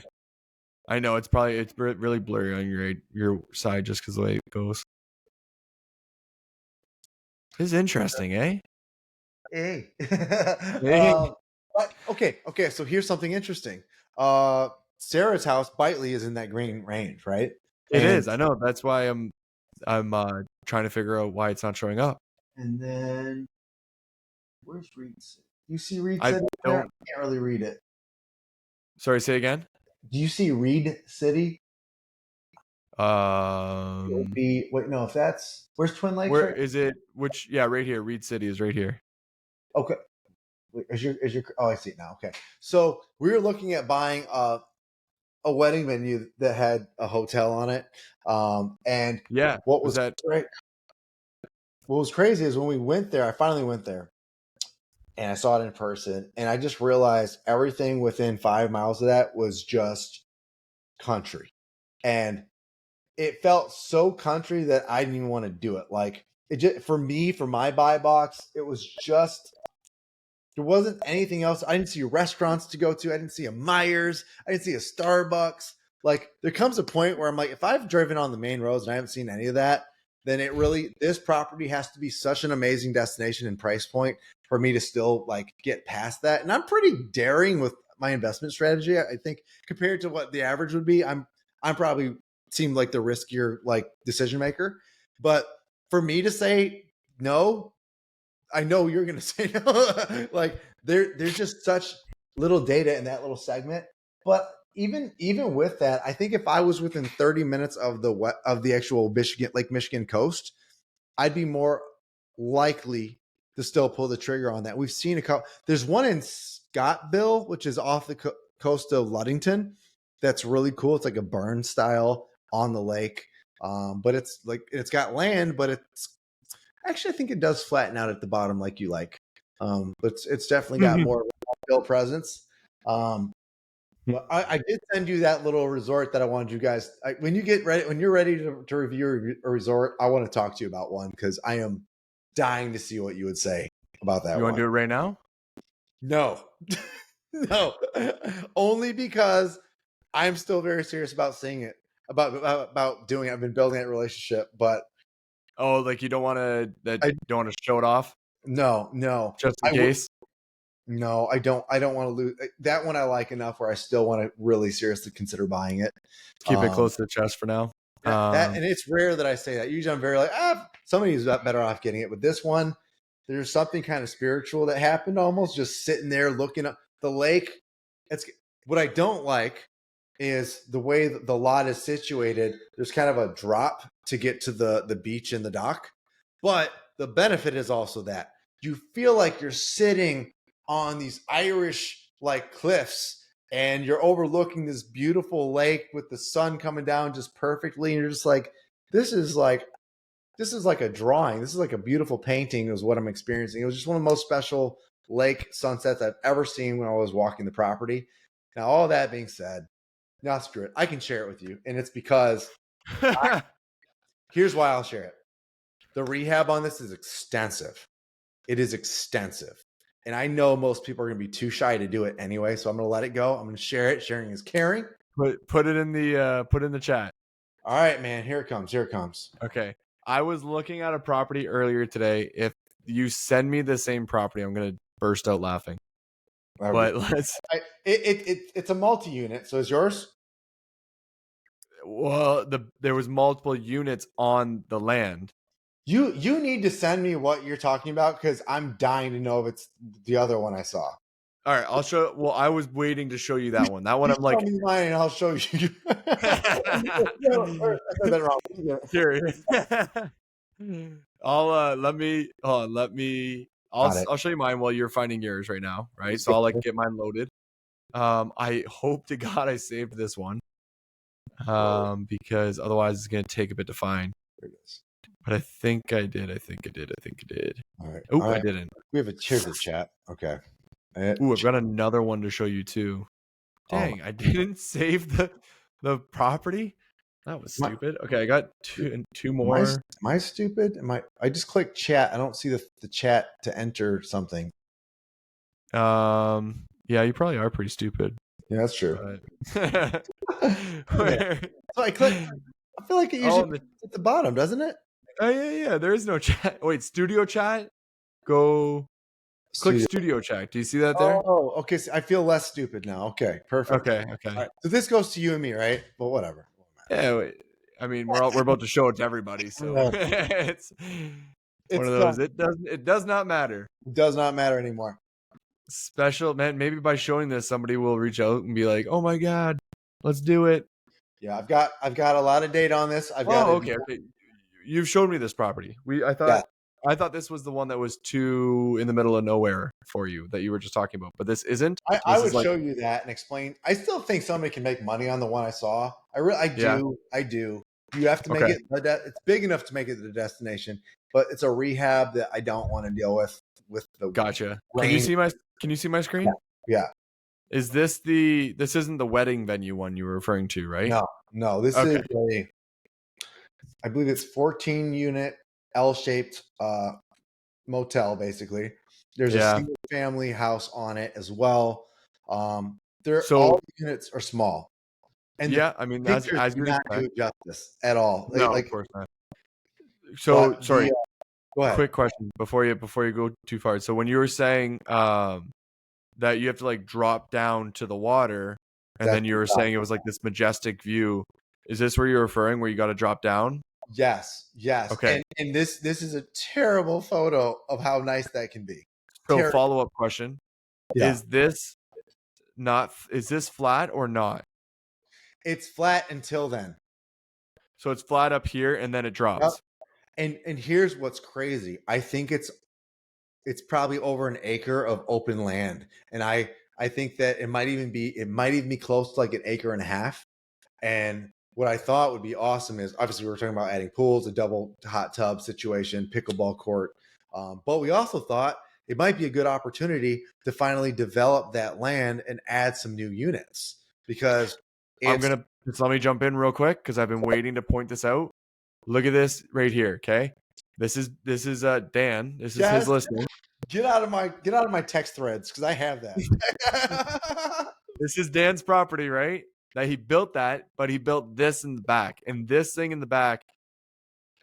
It makes so much money. I think it's well over 100,000 that he's making with this property.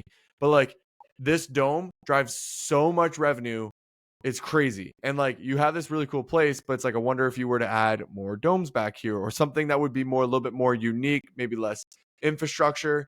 Maybe that doesn't help with the overall sale of the property at the end of the day, but maybe it does, right? And the units would rent for way more in comparison to the motel. So you have like these cheaper options and the more luxury options, and I don't know if maybe it's a clash, maybe it's not a clash, but yeah, obviously you're thinking about it, right? So you just nailed it because you're I think you're within 20 minutes of two things: Mackinac Island, and on top of that, the actually a few things, but then there's the Dark Sky National Forest where it's supposed to be like have the lowest light pollution. Like there's only a few places in the nation like that, but it Oh has yeah. that. So like your stargazing in this area in general is already phenomenal, but you can go 20 minutes over to have an even better view. Yep, you were just there on that pretty much right at the middle finger of Michigan, the tip of it right there. Yeah. Sorry, I just scrolled out. But yeah, if you see that dark green, that's where it is. Right here, Yep, that dark green state park. And Mackinac City is about an 8-minute drive from this location. which So, is right here. yep, And then you have Mackinac Island right which is there. just, yep. Yeah. I've heard a I lot think about there's that. so many drivers, and that's why I really like this property. And So I here's go sorry. ahead. Here's a property. I know the owner of this property. It's in Canada, like an hour away from Detroit on the Canadian side. John, can we just go And buy this then? Can we just do this? this you can't afford this and you can't afford Canadian real estate. Oh my god! What would this cost? Millions. Millions. Millions, yeah. Millions. A lot of money. So this is within like biking distance of three different wineries.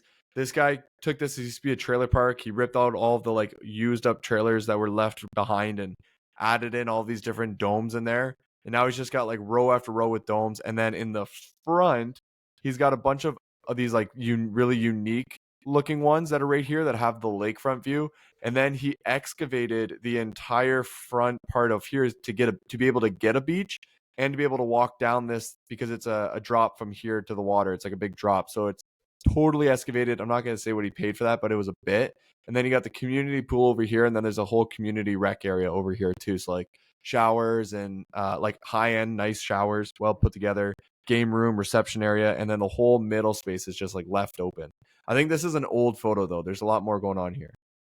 But That's yeah, amazing. there's the waterfront. So he had that all that excavated. Wow. Crazy, eh? Yeah. Yeah. Yeah. That's him right there. That's him right there.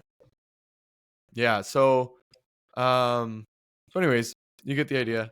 There's have you heard of Auto Camp? I have heard of it. I don't know what it is, but I've heard of it. Oh, make it. So dude, if you're considering to buy that, study Auto Camp. Look at this. So Auto Camp is the best of the best. There is nothing better than Auto Camp in my opinion. Look at Oh, this, I've okay? seen pictures of that. Okay. Yeah. Look, so like you're renting out the Airstreams, which are super cool, but they got a bunch of these other like unique things that you can rent out as well. But it's all about that community area and the way the community area is put together.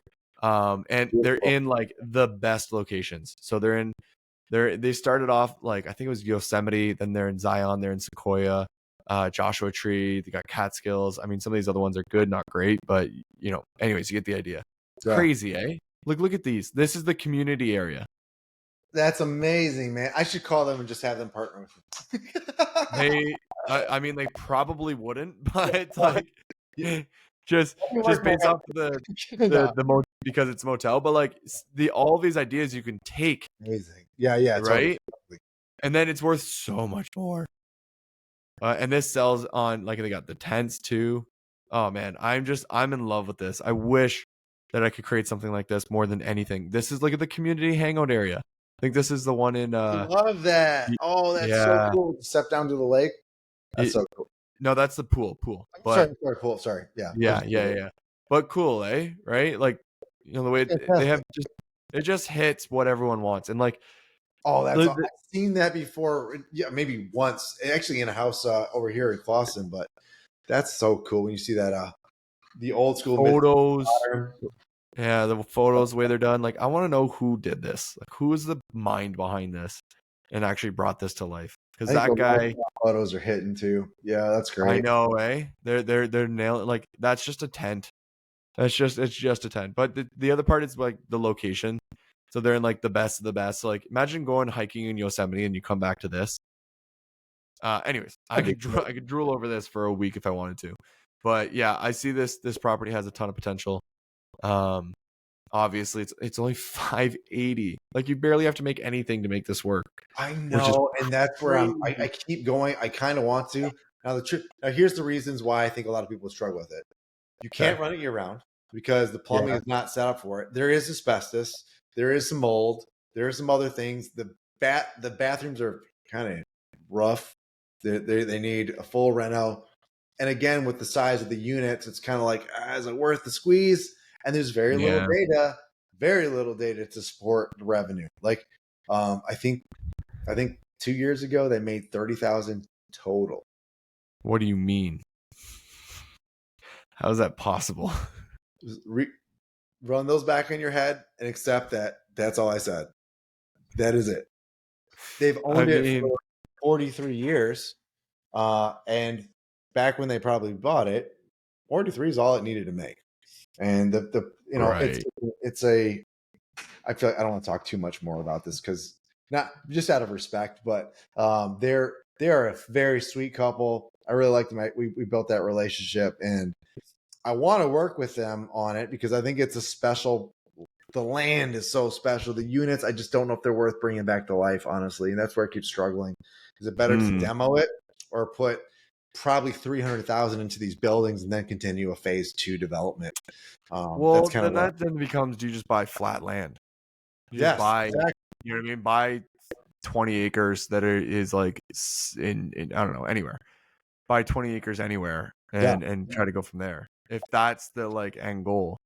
You Yeah. want to build a resort in you want to team up and build a resort in Michigan? Say less. John, you is, say the word, we're done. It's that on. what is that what this conversation has led to? You and I are going to open up our own resort? I, what? Let's be honest. Every time we start talking, this talk comes up. It comes I up. know, eh? Like it would be a good time. It would be a good time. It would be. This is the property that I was referring to, by the way. I So know it's that. on 107 acres. What? Yeah, 107 acres. It's got a 6-acre pond, so I know it doesn't meet the 500-acre lake that we were looking for, but it's a private pond. You've got this property here, so this is going to be, I think, a 3-bedroom, 4-bath. So it's like kind of like your main spot, right? And then you keep going, and then you have this one, and I'll show you where this one is in just a minute. And then you have this one too. So you got another house there. So you get 3 houses. And hold on, there's an aerial shot. Okay, Give me a I'm second. intrigued. There's a bunch of cool things about this one. But I want to get this aerial shot. Come on. You It have almost. It's got this. Wait, is that a corn farm too that comes with it? there's a field. It's all like I think it's a So, working farm. pick your own corn Airbnbs, baby. If Well, that's not the Midwest being the best, I don't know. It's amazing. yeah, it's pretty cool, eh? There's It's so wild to me. Oh, so that's like this would be the view from the one house over to the other house, so. right? And then, but there was a better photo of it. For some Dude, reason, it's just there's that development. That guy, he made that man-made lake. yeah, Live And Oak Lake. yeah, that was so cool. He did well on that, really I well. know he did very well.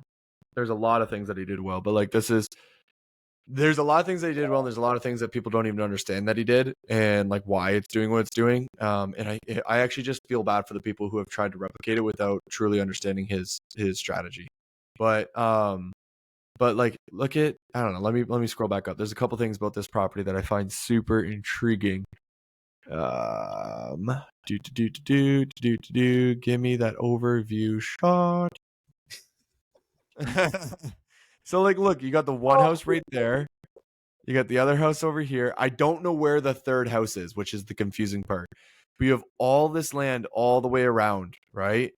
And like even just right here, you could get a pool in there, even if it's above ground. You could get like pickleball court. You could get so many things in all this acreage. You got 107 acres that you're working with, right? And then like that's, look at the view from over there. Obviously, you could do a ton with the pond itself. I'm sure there's a ton of things you could do to it. This is going to be the land over at the smaller home, and you would give, like, if you had this, you would obviously give a whole bunch of water things people could do. You would give them golf carts so that they can go back and forth between these different houses. And then the question then becomes, well, can you add to this? Right? Like, what could you add to this that made it like its own little spot? But this, I think, is one of the cooler things where you have a bridge that goes over to what seems like a little island in the pond, right? I don't have it fully figured out yet, but it seems like a little island. And then on that island is like a seating area, like a there it is.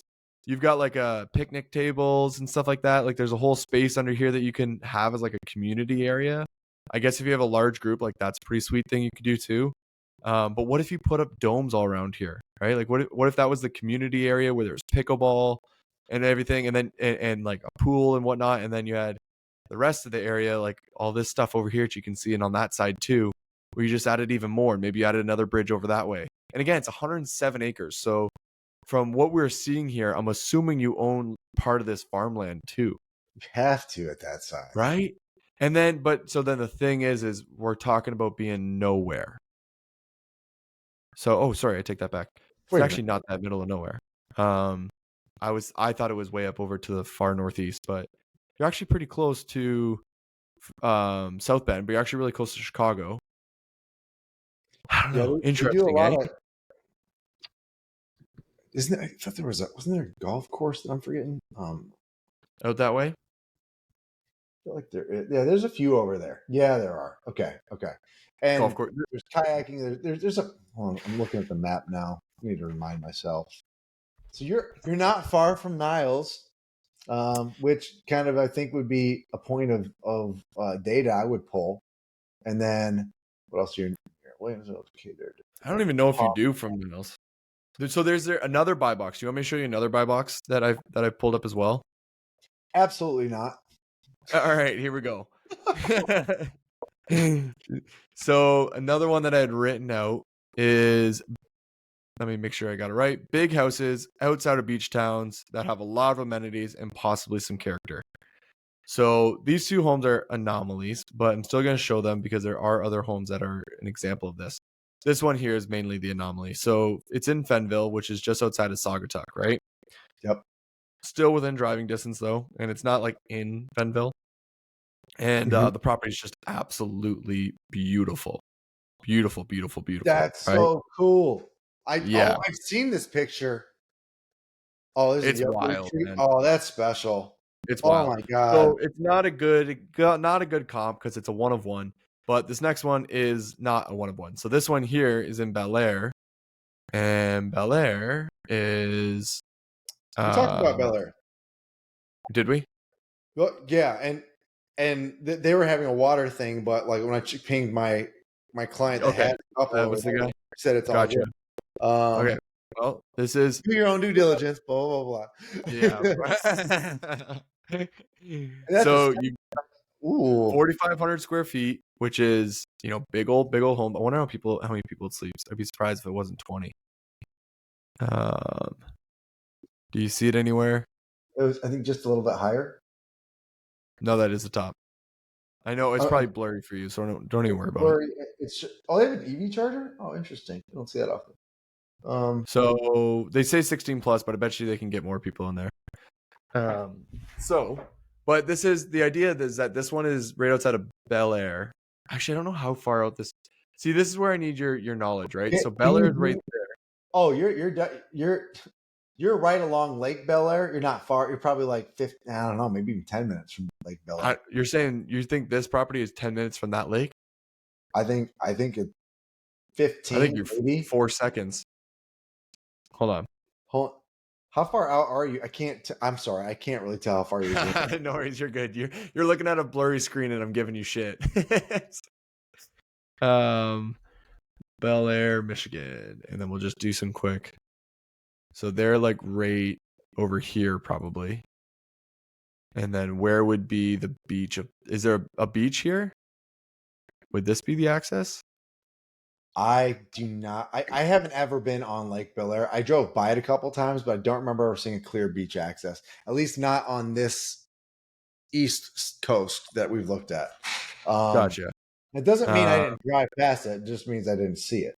okay. So this. Well, if you went from this side of the lake to that side of the lake, Oh, it that's takes 15. Oh, then it's super close. Yeah. I did that earlier today, so I got a little bit of a leg up on you. I How was dare you? I know. I'm giving you shit. And anyway, so this is the idea where you've got But I will say, because that's such a golf community, the subdivisions are, I think, was it gated? I can't remember if it was gated or not. One of them I think is. Depending on how you go in, getting in and out of that sub is a pain. gotcha. If your GPS, because it's trying to wrap around. This is a little pro tip for Airbnb owners buying on or near golf courses where the subdivision is built into the golf course. The GPS can get screwy and you can get lost. So you've got to make sure you have video recording to share with people so they don't get lost. They can literally follow it like on video.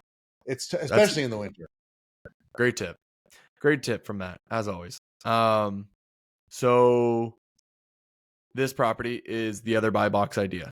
Again, like if you go through the entire thing, it's just big. It's got a big old game room. It's close 100%. to Bel Air, but it's just, it's outside of Bel Air at the same time. And so my thought is, well, can you find some properties that are big and outside of Bel Air, outside of a beach town? And now you've got a property that has a ton of amenities that people would be willing to drive to, and does that drive revenue? Right? So like that's generally the idea. This is the property that I am using as that theory. Now it's not huge, which is kind of just which is the opposite of what I want to be able to show, but it's on 4 acres. And the property is located just outside of Saugatuck. So you're not in the heart of it, but you're just outside. So now you kind of get like more of the, again, it's this idea where it feels kind of like a cottage. It's kind of in the middle of nowhere. You've Saw in the got text this past ordinance, that I don't think this house would be affected, but you want to double check. It's map-based zoning, and they're allowing up to 20% of houses within that map-based zoning per gotcha. area. So 1 out of 5, though, if you think of it like that, that's Yeah, it's I not think bad. that's pretty progressive. If the way I I look would at say so. It's yeah, not bad. It's not bad at all. But like, I mean, it's a dated home. It feels it, I could big. bring that sucker back to life. It's got a good backyard. It's got flat land. It's extremely secluded. Massive garages as well. So you got the what I think a 2-car garage that's attached. Why does it look like it's attached? Um, you've got 2 big old sheds that you can do something with, right?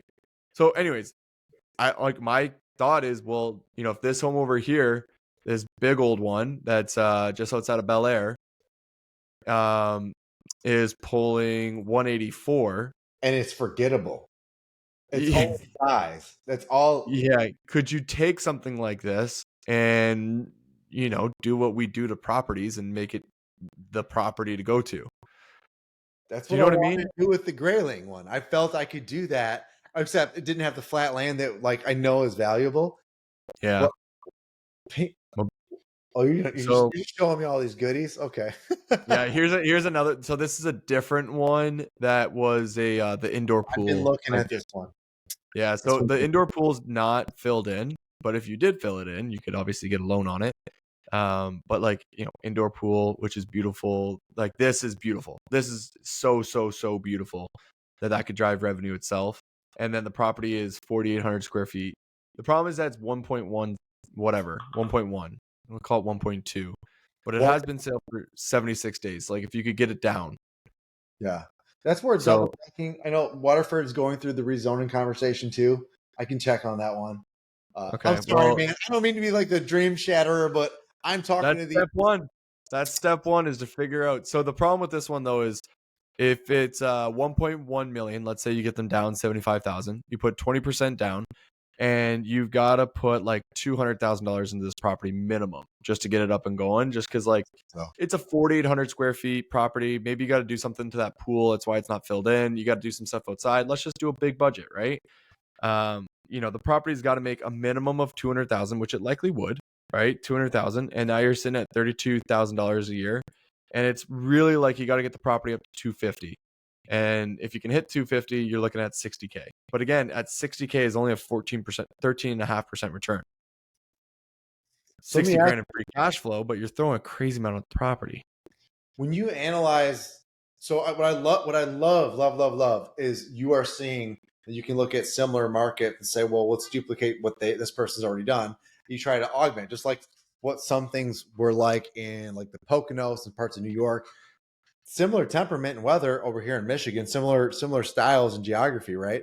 So I feel like there's proof in other markets that Michigan should be sufficient to do those duplications, even out of state. But when I look at indoor pools and I look at the data across the state with indoor pools that are still large houses, I think this one was lakefront, wasn't it? Yeah, it is. Yeah. I Yeah. feel like this should be a 250 all day. And I again, feel like yeah. Sorry, I agree with you fully.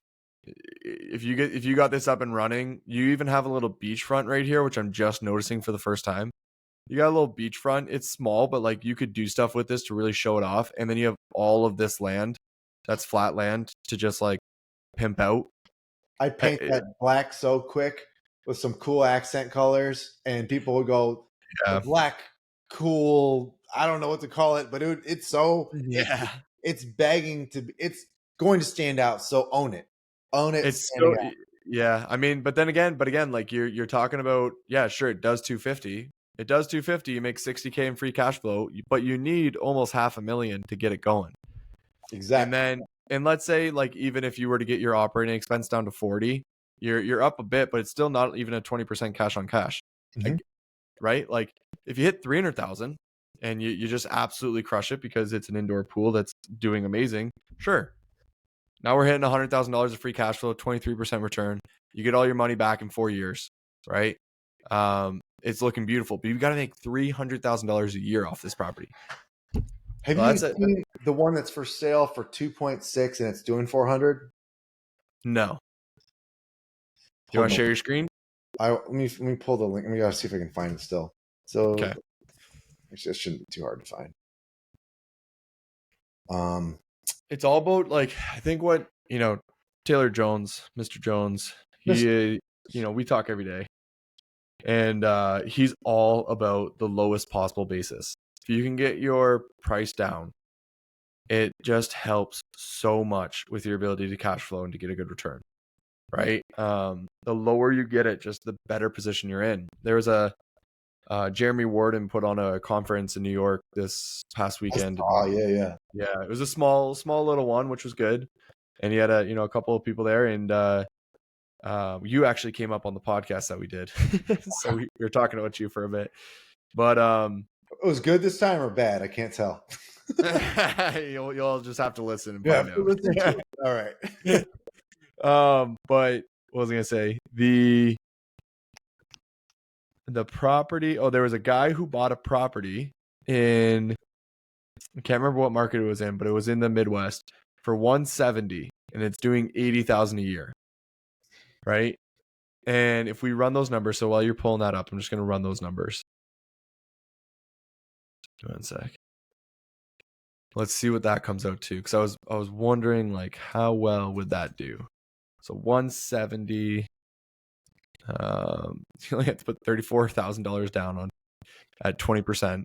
He probably was like 75,000 all in on the property. I think that's even probably way more than he actually was. So let's go. So total of 112 out of pocket.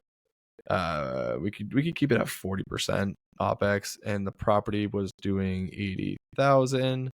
So he, in his scenario, his free cash flow is 36,000, and his cash on cash is 32, and he is a fraction of he only had to put 112 down instead of 450, right? So just far more attainable for the majority of people in that scenario. But I mean, at the same time, a property that you can buy for 170 that'll do 80 is also probably as hard to find as a property that will make 300,000, right? So anyways, no, I'm with you on all of that. And we've had a couple properties that have just, we have a property that I think we bought it was like 60 grand, and it's pulling in, I think we might hit 50 this year.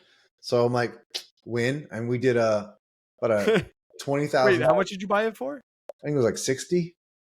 What year? When did you buy it for 60? Oh, it was back. It was back. My best acquisition. So the heart of Detroit, eh? No, the outskirts. Actually, a nice city. It's Madison Heights. Okay.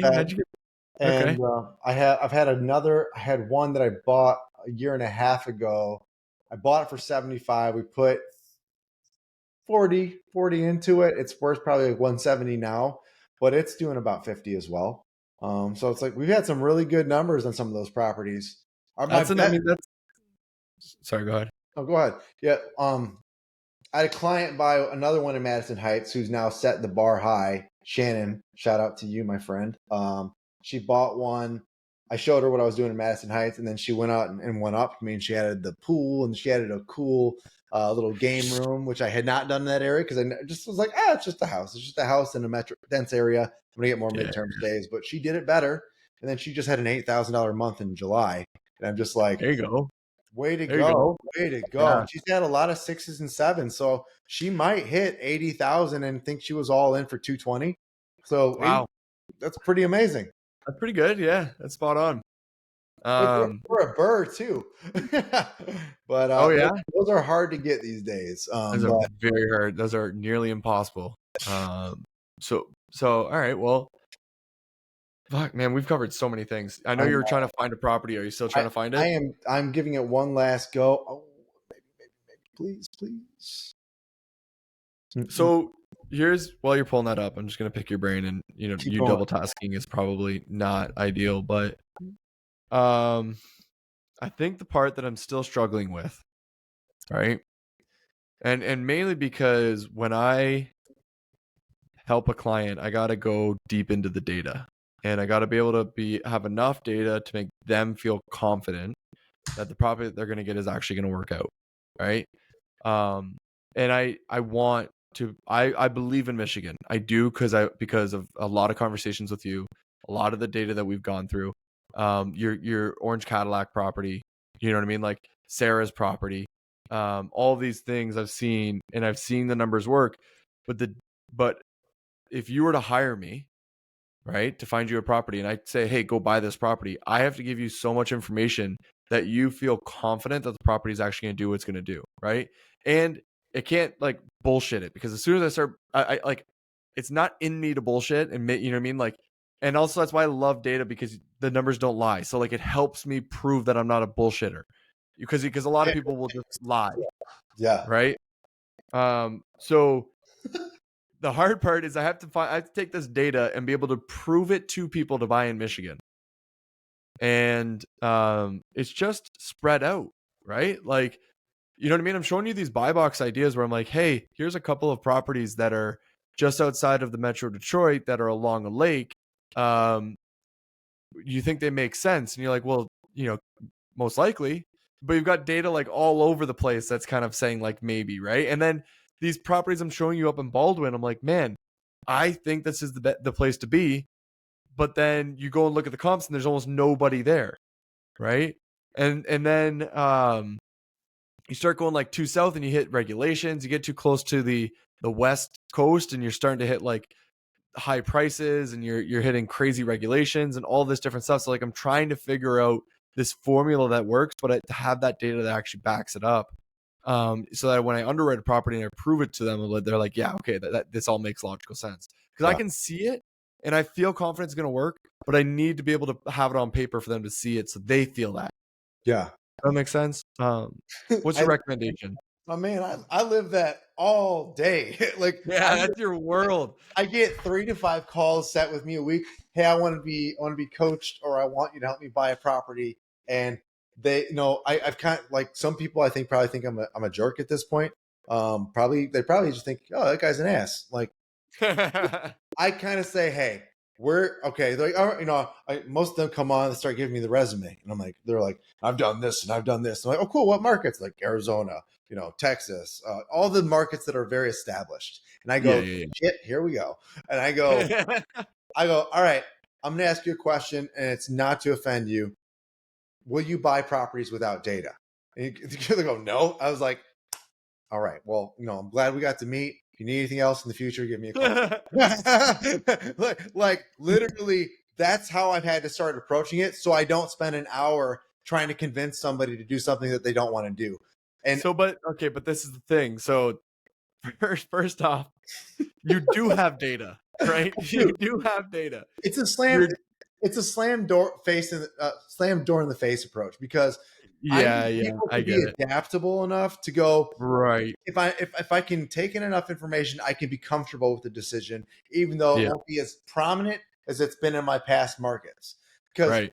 just like, and I think the truth is, I call it the negative space. What hasn't existed? If you go and you look at enough properties in an area and you break it down by an earnings per bedroom, sometimes is what I do. And I look at like, okay, if these are what these are doing without any amenities, and my worst case is I create this type of a property with this many bedrooms, but it does have amenities, is it likely I'll at least meet or exceed this threshold? And am I willing to accept that risk? So I have to do a lot of that vetting and conversation. And I also say, think about 10 years ago. Everybody's like, oh, I wish I could have invested in Orlando or San Francisco or wherever back then, right? But the data Right. wasn't there. The data wasn't ready for that. And it's like, if Right. you're willing to be bold enough to be the person that's out there doing the gold digging, you will probably end up with gold. But if you want an established market, then you have to be so good at refining what you're doing and beating out the A and S level players. And I think that if you want the opportunities, you have to turn toward the unexplored data regions. And that's the biggest upsell I can give somebody. But at the same time, I never want anybody to feel like they're stuck. And the other thing, just like you said, there's good data and bad data. Some of my properties that have great data, I've like sometimes 2, 3, 4 years of data don't even show up on AirDNA at all, or they show up improperly. And I go, I don't get why I'm having this issue. Like, we're not doing anything like unique. This should be here. So to Right. your point, when it comes down to the data, I do think that there is like a tolerance conversation. I think that people need to be they need to address sooner. And I can only imagine what you are dealing with working with every region of the states. Like I'm just dealing with Michigan. Sometimes that Right. asks me for Yeah. input on other states, and I do what I can. And I feel like I'm pretty good at figuring that stuff out either way. But to convince somebody to invest in an area when they've been so comfortable with this or that, that's tough. And I think you just got Ye- to be honest about that. Okay. Well, that is very real advice, because in reality, that's what I'm going to have to do. There's going to be certain people where I'm going to go, listen, for your budget and what you're thinking of doing, we got to put you in Michigan.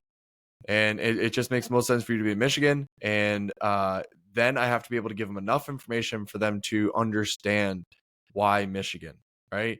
I think what I'm probably there's a couple things here. So the first thing I love that you said is that you actually figured out earnings per bedroom, and then you figure out what's the baseline. So like what are people buying the bedroom for without amenities? And then you don't know how much more it's going to do over the, when it has the amenities, you don't know how much more it's going to do per bedroom, but you know it's going to do more. That's the Mhm. exact way that I approach my analysis as well. Not the earnings per bedroom, but the Baseline. if these are my baselines, if this is my worst case scenario, am I okay with that? Yes or no? And if you are, it makes it a lot easier to move forward, right? So that's the first thing that you said there. But the thing that I think I'm going to end up doing is I'm showing you those different sort of buy box categories, right? I've only spent 4 hours so far deep diving Michigan intentionally. I know we've talked about it with you a couple of times. I kind of glazed over it a couple of times, but I've never sat down and been like, yeah, I'm going to figure out Michigan. And now I'm at the point where I'm like, yeah, I'm going to figure out Michigan. And so, what I'm going to probably do is I'm going to use the entire state of Michigan rather than one portion of Michigan to be able to have data of different categories. So the data behind the lake properties, just all the lake properties that are, 3, 4, 5, all the ones that are pool properties, all the ones that are, 10 minutes away from the nearest sort of beach town. And then what I'm going to do is categorize all these different Airbnbs that currently exist across the state of Michigan and bring enough of them in to be able to try and find the trends within those patterns of data. Because I really don't think the location is playing a major factor. I think it's playing a portion of the factor. But if I can have every single property that is a 5 to 10 minute drive from a beach town, whether it's doing good or bad, I just need all of them, then I'll be able to see what sort of patterns are working and are not working for being that far away. And then once I'm able to see what those patterns are, then I can replicate it. Right. And I already believe that some of the patterns are large property that is secluded, that is within like 5 to 10 minutes. And that you could even refer to as like a cedar city, right? The little small Saugatuck would be like the cedar city to like this remote, a middle of nowhere area, right? Yeah. Anyways, I think that's how I'm going to do it. I've been compiling as much data as I can on the regulations for every township. And I've been building out a map. Send it over. I have to I'll so buy it off you.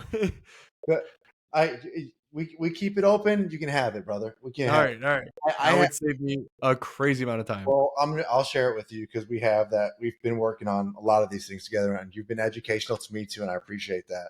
In fact, kudos to you because when you showed me your map usage of plotting those properties, I realized why the heck have I not been doing that with some of the stuff I've been Mm. working on? So what I've done is I've created a map that plots all the top 30 golf courses, the top 50 wedding venues, the top 50 hotels all throughout the state, top 50 beaches, and I have all that plotted so visually you can see what's going on, when, where, and how. The top 50 most Instagram photoed areas of Michigan that have been tagged. So I have a lot of cool stuff on this map now to kind of create more driving factors to understand why do people even go here? Because all my Yeah. buyers go, why do I invest here? I got this one. I got more than one. I got a lot of buyers that please explain to me why do people go here? Why do? And I'm the I for a while I was getting frustrated because I was like, I can't explain why I live here. I just do. I My get it. parents live here. My You're aunts in and uncles live Miami. here. Cool, I get it. But we like Michigan for our own reasons. I don't know. But Friends and family. Yes, right? yes, yes. Friends and family are the reason that everyone stays in the Midwest. Otherwise, we'd all be hanging out in Florida on the beach. I know. So, yeah, So then, I realized, hey, I need to change my attitude to this, and I need to be more supportive. So I'm building out the top 50 markets in Michigan and why, along with travel trends and a lot of other cool stuff. So I'm going to share some stuff with you soon. I think it's going to help with some of your future adventures, and if they work in parallel, awesome. big time. Man, this has been a blast. We actually just hit 2 hours. I just realized that. I didn't mean to end it at the 2 hour mark, but we literally just hit 2 hours. Dude, We can rip, man. We can talk. This was very insightful. Anyone who sees this and needs help within Michigan, Matt is your go-to guy. That is a dead given. But I thoroughly enjoyed, man, going through this with you, learning about this. We got to talk. Like, if there's a way, if there's somebody I want to build a resort with, it's going to be you, right? that's an honor. And the thing for me that I always think about is like, is Michigan the place to do it just because of the winter? You've invested so much money and you only get 4 months. You know what I mean? 5 months, and it's just like, does that even make logical sense? But at the same time, people want it. Yeah, So, and it's cheaper land, it's cheaper to build in comparison to other places, and so, I mean, there's reasons. But anyways, man, we'll talk more about that. Maybe on our next one, we'll do an entire breakdown of the resort we're building. So, yeah, I'll have that. I'll have it under contract next week, so we'll have a all lot. right, sounds good. John, thank you so much for everything. Always great chatting with you. Always great, man. All right, I'll see you later. Have a good one. Later, brother.